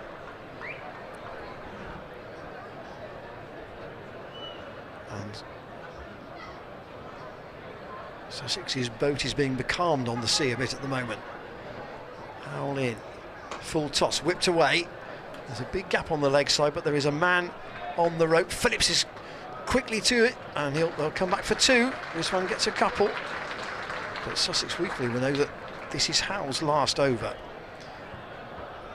And Shah's got 1 over left. Everybody else has only bowled 2, so Jack Taylor's got all sorts of options up his sleeve. I think Van Meekeren's the go-to man. Howell to Rizwan. Oh, and he's put that short of the man at deep backward square, and they'll come back for 1 run. That's his last ball. 0 for 19, Benny Howell, in his 4 overs. And this is the stumping chance in Howell's last over. Felipe is the batsman. Now, how many chances does he have here? Well, he's missed the... He's tried it twice, and Lungley... He does flick the bail in the first one, so he didn't miss it. But he's obviously got something behind the line there, according to Tom Lungley, so fair enough. It will be Van Meekeren to continue. Something his back leg. Yeah, it stays there. It stays there. It's whether the heel's up. I don't know if we've got a side view of that at all, but anyway, here's Paul Van Meekeren. And that's a bit of glove, and he's gone! Rizwan has gone. Van Meekeren's done the trick. Slower bouncer. Rizwan gets a bit of glove on it. Bristol erupts. It's a big wicket. That's a huge wicket. Rizwan 128 on the board. He's thrown his bat on the... Whether he's dropped it on the floor or he's thrown it on the floor, I don't know. But he has to depart. Ravi Bopara is coming in. Well, he's given his team a chance, Mohammad Rizwan. He's made 58 off 43 balls. And Sussex start the last 5 overs at virtual parity. They've got to get 66 in 5 overs to win, and they've just lost the man who's been well set. Yeah, but if Gloucestershire do win this game, it'll be Paul Van Meekeren and Benny Howell who've sucked the life out of this Sussex innings. They've strangled it, haven't they, in these overs after the power play, and they've been both excellent. Van Meekeren's subtle variations, bowling out the back of the hand, varying his pace. Benny Howell varying his pace, and both have been wonderful. Really good for Glos. Here's Van Meekeren into Bopara, takes on. Oh, direct hit. He's home though. He's got home. It wasn't a clean pick up there by, I think that's Jack Taylor. And it wasn't a clean pick up. He didn't it bobbled in his hands a little bit. But it was a great bit of fielding. Direct hit. Now then, the question is, as you said about gears, Gloucestershire had some gears in their middle order. Yeah. What does Sussex have? I think they need a turbocharge here, don't they? Well, they need a big over from someone if they're going to get close. And Meekeren to Felipe. Plays that out to long on. They're going to look for 2. But no, that's good fielding. Good throw in. I think that's Miles Hammond out there. Yeah, Hammond and Cobain, I would expect to see it long on and long off at this point. Yeah. So 130 for 2. 4.3 overs left, 64 needed off 4.3. The run rate's creeping up here with every delivery.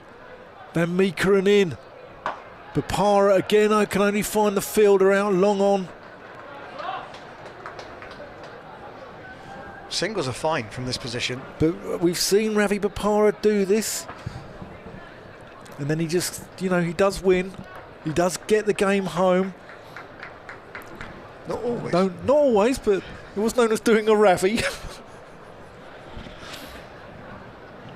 Well, Sussex will know after last night, they will be as keen for a win as Gloucestershire are. Oh, hugely. Van Meekeren in. Slow ball back of the hand, almost a caught and bowled chance.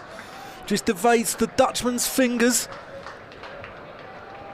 Felipe moves on to 35. But every single is fine from a Gloucestershire point of view. Sussex need more than that. See, the 16th over was a big one for Gloucestershire. They got 15 off it.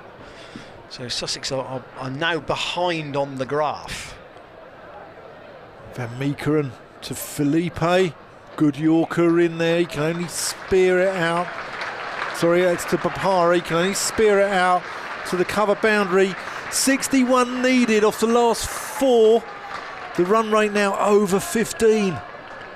15.25. It's a big ask now, isn't it, Ian? It is. It does look as if Sussex have lost the impetus a bit. They were very well placed even a couple of overs, but Gloucestershire have done well with the bowlers in the middle overs. Now then, they don't want us to lose it again at the end. So Howell has bowled out and Payne is coming back, 2 overs for 16. Sussex probably need an over where they can get a 20, which is possible. It is possible. But Gloucestershire had some steady overs in the teens later on. There always seemed to be a boundary around the corner.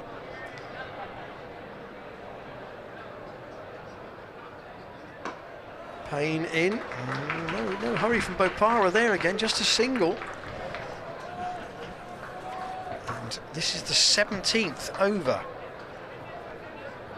Sussex only 2 wickets down here.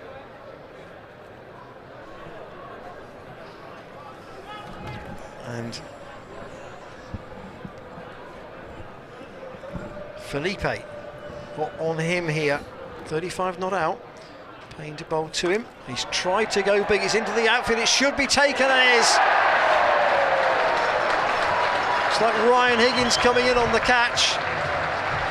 And as he takes that and Felipe departs, the Sussex machine has been thrown into neutral here by Gloucestershire. Safely underneath it, and just a couple of wickets have made a massive difference, because we weren't sure about this Sussex middle order, and now it's really down to the hitters, Garton and Rawlins and Bopara, and the time is running out for Sussex. Yeah, someone needed to come in and do this, like play a few shots about three overs ago. I think they've gone too late, Sussex. I really do. I mean, I have been wrong in the past, regularly, Ian, as you know, but I really do think that they've left this too late. I said at half-time that I thought that Gloucestershire supporters would back themselves with a score of 193 on the board. They would feel very disappointed if they lost having got that many. And now the first of the left-handers coming in is George Garton. He has not got any time to have a look here. He can whack him. He can. He's going to take a big effort though. He's gone straight down the ground, and Payne's fielded it off a bump ball. It's not a catch, off his own bowling. Good crowd catch there. But 60 required, and only 3 overs after this. It's only 3 wickets down. That's the bizarre part about the Sussex innings. If they were 7 down, you could understand it. They'd really had a go. But Payne outside the off stump, and it's through to Bracey. Bracey made 70 earlier today. But it was the efforts of Howell and Taylor and Higgins, who was 39 not out at the end, that really made the difference. The late innings acceleration. Payne to Garton. He's got that away, but there is a cover fielder out on the boundary. Was Glenn Phillips. Do you know what? Since the power play, I think Jack Taylor has really set his field well. The ball has seemed to have found the fielder. There haven't been that many boundaries, and he's really set his field well. And Gloucestershire bowlers, more importantly, have bowled to that field. Good crowd in the Jack Russell family stand tonight. That was the stand you saw just a moment ago. Payne around the wicket to Bopara, who's got to go for it himself. That's in the air. That should be Hammonds. He's dropped it at long on. Hammonds had a few problems at slip this season, but he took 3 good catches last night, and that was a simple one by first-class standards, and he spilled it. And Sussex 136 for 3, but they need 58 off 3 overs. He took an absolute world-class one to dismiss Owen Morgan last night. He's diving away to his right, and then he gets one straight down into the bread basket, and he shells it. Yeah, the brake's been applied here. In the last 4 overs, Sussex have only scored 19, and that in the later part of the T20 is crawling along, isn't it? Well, credit to the Gloucestershire bowlers. Here's Naseem Shah back into the attack. To Bopara, dot ball. Bopara, they've given a no ball. It's over head height. And Bracey throws that back to Naseem Shah and takes the run, much to the displeasure of the crowd here in Bristol. Well, it wasn't a dead ball. Shah wasn't watching. Well, I don't know. Is the ball gone dead once it hits the keeper's gloves and he's throwing it back to the bowler? Yeah, this is what Jack Taylor's querying now. Surely the ball goes dead. Once it hits the keeper's gloves, I think that the ball goes dead. And there we go. Yeah, Bopara's returned back. They're going to get the no ball. Yeah, it's not. They're not going to get the extra one that they run. So they're going to get the no ball. And it should be a free hit. No, it's one over the shoulder. They've cancelled the no ball as well, by the look of it. So it's a dot ball. That first ball was a dot ball. Shah in to Bopara. Oh, beaten for pace. It was a no ball done. The score's advanced by 2. The score has advanced. It was a no ball, so yeah. That was the free hit there that Bopara's just missed. Okay, so it was the no ball. I didn't think he signalled the free hit with the, the circling motion around his head. But obviously I missed that one. 138 for 3. Sussex Sharks needing 56. Naseem Shah in. Slower ball bouncer. Bopara gets it out into the leg side. They only get a single. That's not enough for them at this stage.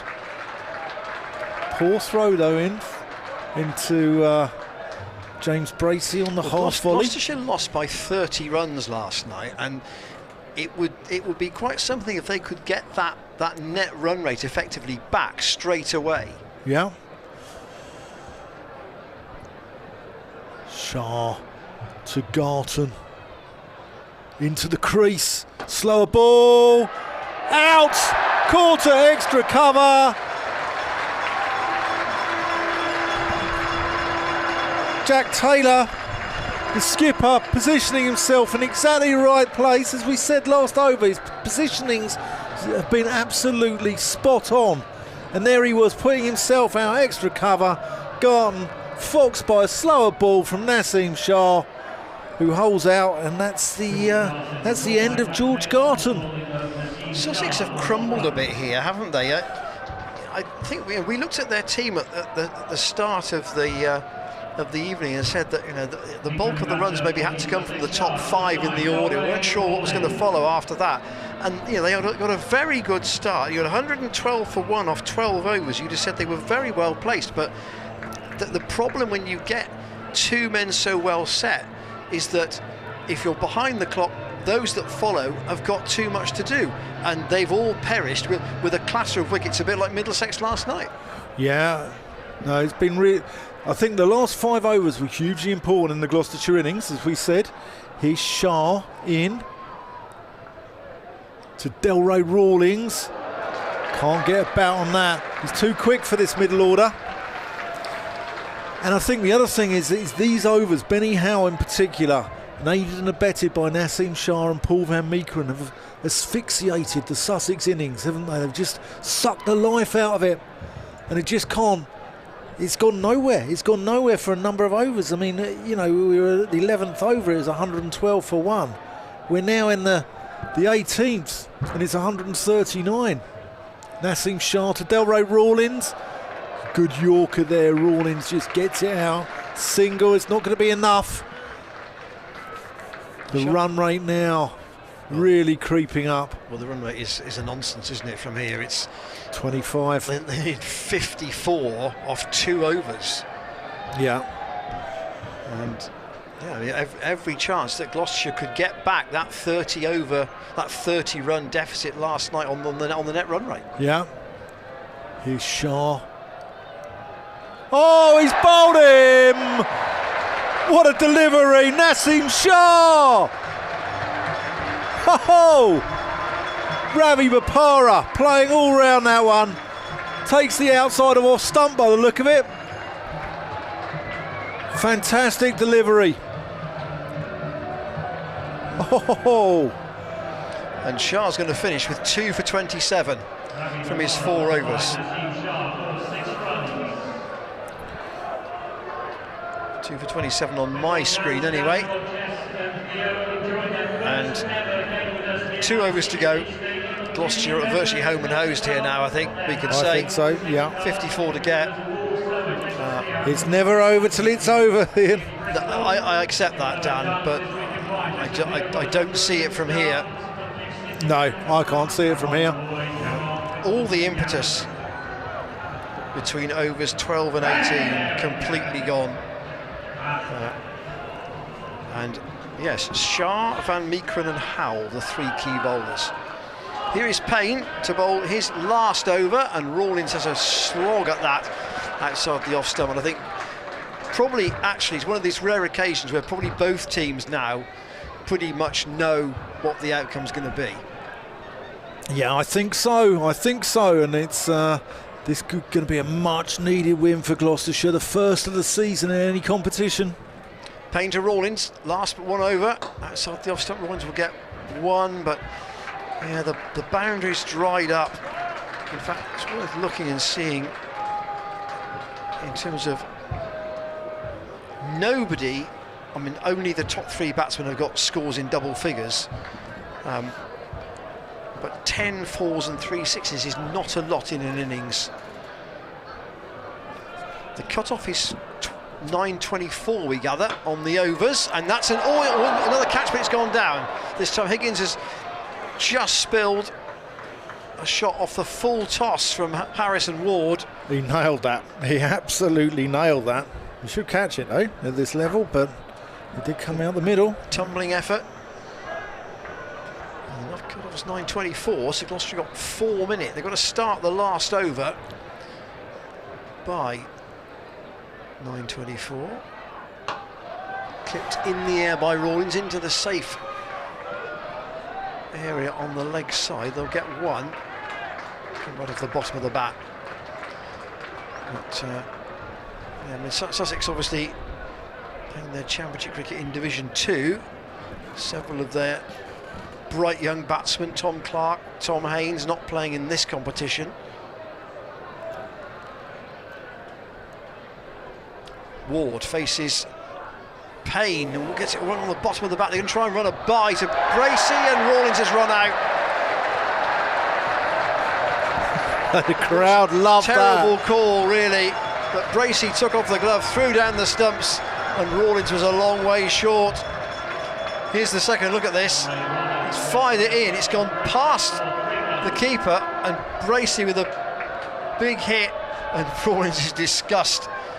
kicks at the bail as he walks off towards the pavilion, and this Sussex card's going to have a very lopsided look to it. A strong top and then nothing in the middle in this penultimate over, and they have gone from 128 for 1 to 143 for 6. They've lost 5 wickets for 15. Yeah, and it goes to show the inexperience of this Sussex lineup, doesn't it? You know, now once the sort of the Rizwans, the Wrights, the Filipes, the Baparas go, there's a sort of callousness to their batting, isn't there? And Will Beers come out. He will face, he's got a slug that high in the air. Someone needs to call for that, and they have done, and they've taken the catch. Is that Van Meekeren out there? yeah, I think it is, and Will Beers got to go. And so 2 wickets in this over. David Payne's finished his spell with a wicket off his last ball, as Nazim Shah did. So Payne's finished with 3 for 22. That looks miserly too on a T20 night. And Sussex have fallen away here, and Gloucestershire are going to win this in the end at a canter. yeah, they should do. I mean, 1 over to go. 1 over to go. 51 required. Yeah, I and don't think there's a way back from that. no, I don't think so. I don't think so. But you know, net run rate can come into play in this competition, and Gloucestershire will want to keep this tidy. And they've started that final over just before 24 minutes past 9. And I think, to be fair, there were 2 wickets in that over, which would have probably might have changed the cut-off anyway. Yeah. So, But everybody's in position by the last over cut-off time, and Dan will take you through it. yeah, Paul Van Meekeren's going to take the last over, going to bowl to Harrison Ward. In he comes, approaching the crease, and Ward squirts that one away back with a square on the offside. That's a good boundary. That's 4 runs. That's a good shot. He looks like he likes a bit of width, Harrison Ward. Oxfordshire lad. Like Jack Taylor, like the Taylors, like the Prices, like the Charlesworths here, like Miles Hammond here at Gloucestershire. Was this an appropriate time to say that Gloucestershire have only ever beaten Sussex once before on this ground? Whoa. Can we say that now? The Sweet Carolines are ringing around Bristol, around the seat unique. Paul Van Meekeren in. And that goes out. Ward hits that out to long off. They're going to take on the second. Throw comes in. Bit wide. James Bracey has to go wide and collect it.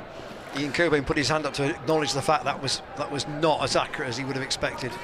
Yeah, the songs are starting. The Gloucestershire La La La, the Sweet Carolines. Ian Randall will be doing a Sweet Caroline down the Gloucester Road later on. Oh, it's all going off here in BS7. Van Meekeren in to Ward. Slower ball bouncer. He's got that over James Bracey. They're going to come back for a second. No, they do get a second. The throw's poor from Payne, but it's irrelevant really at this stage. That's the 150 up. 151 for 7. Ward's moved on to 9. And Archie Lenham's joined him on 0 not out. 3 balls left. Lovely sunset over to the right, over the downs there, part of Bristol. Van Meekeren in, and that goes nowhere. Ward, big swing, goes nowhere. Amazing story this. They've lost 6 wickets for 40 since the end of the 12th over. End of the 12th over, you just said there was nothing in the game. In fact, they were actually quite a way ahead, that Sussex at that point. And the thing is, I know he didn't take any wickets, but Benny Howe was the catalyst. He created the pressure. He created the, Sussex had to go for it. He sucked the life out of Rizwan. Van Meekeren in, slower ball bouncer. That's been hit extremely well, but it's going to go down. The throw there of Ryan Higgins out in the deep. And that's another catch. Bristol's on fire. The cowbells are going off. The crowd's erupting. Oh, it's Glenn Phillips out there. And that's the end of Harrison Ward. Well, Phillips, as we know, is generally an enthusiastic fielder. He had One little mishap earlier on, but that was a good take. And Gloucestershire are probably going to be, amazingly, they're going to be ahead on net run rate after 2 matches, 1 win, 1 loss. Yeah. And that will be a relief after yesterday. And big trip to the Oval on Tuesday. I'll be there. I'm going to be there. And then, if I say Tuesday, Wednesday, Friday next week, it's a big Big week. week, yeah. Two home games, Wednesday and Friday. Kent here on Wednesday, and then Essex here. And get your tickets at www.glossccc.co.uk. Van Meekeren comes in, and that's Crocombe who plays it out to long on. And that completes the game. Gloucestershire win by 41 runs. And that is the first win of the season here for the glorious Gloucesters, and a wonderful, wonderful evening here in Bristol. We've had the weather, we've had the result here for the crowd. The grounds looked absolutely wonderful, and Ian Randall's got a massive smile on his face. And look at the emotion out of those Gloucestershire players. They really know that they've almost forgotten how to win.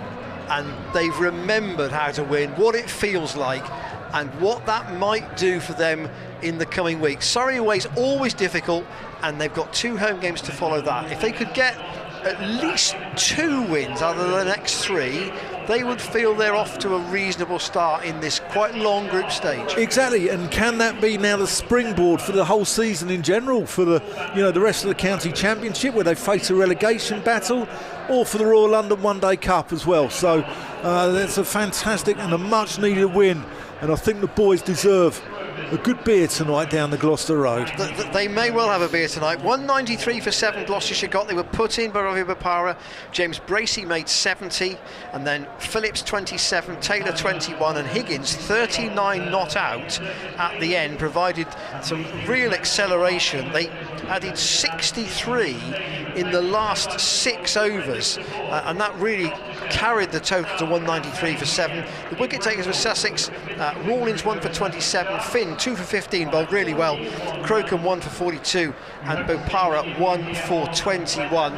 There are the pictures of the players just shaking hands at the end. Sussex got a good base for their reply. Rizwan and Wright put on 52 for the first wicket, and then they were 128 for 1 after 15 overs. But the problem with that was that they'd lost the slight advantage they had in terms of relative positions, and then when Mohammed Rizwan was out to Van Meekeren for 58 and Felipe caught by Higgins off Payne for 35, there was nothing behind them. Nobody else got into double figures, and there was a steady stream of wickets through the middle order. Payne 3 for 22, Shah 2 for 27, Van Meekeren 2 for 30 were the wicket takers, but Benny Howell bowled 4 overs for 19 as well, and that was important in applying the break. No successes for Tom Smith or Ryan Higgins, who were a bit more expensive tonight than they would want, but importantly, as Dan said, Gloucestershire win the match by 41 runs.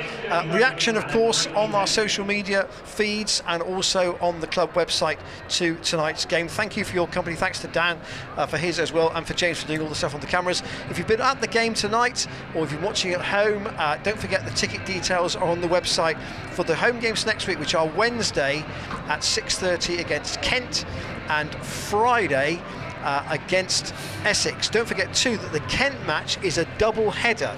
There's a Western Storm game before the T20. The Western Storm game, I think, starts at 2:30, so you can watch the ladies as well as the men on Wednesday.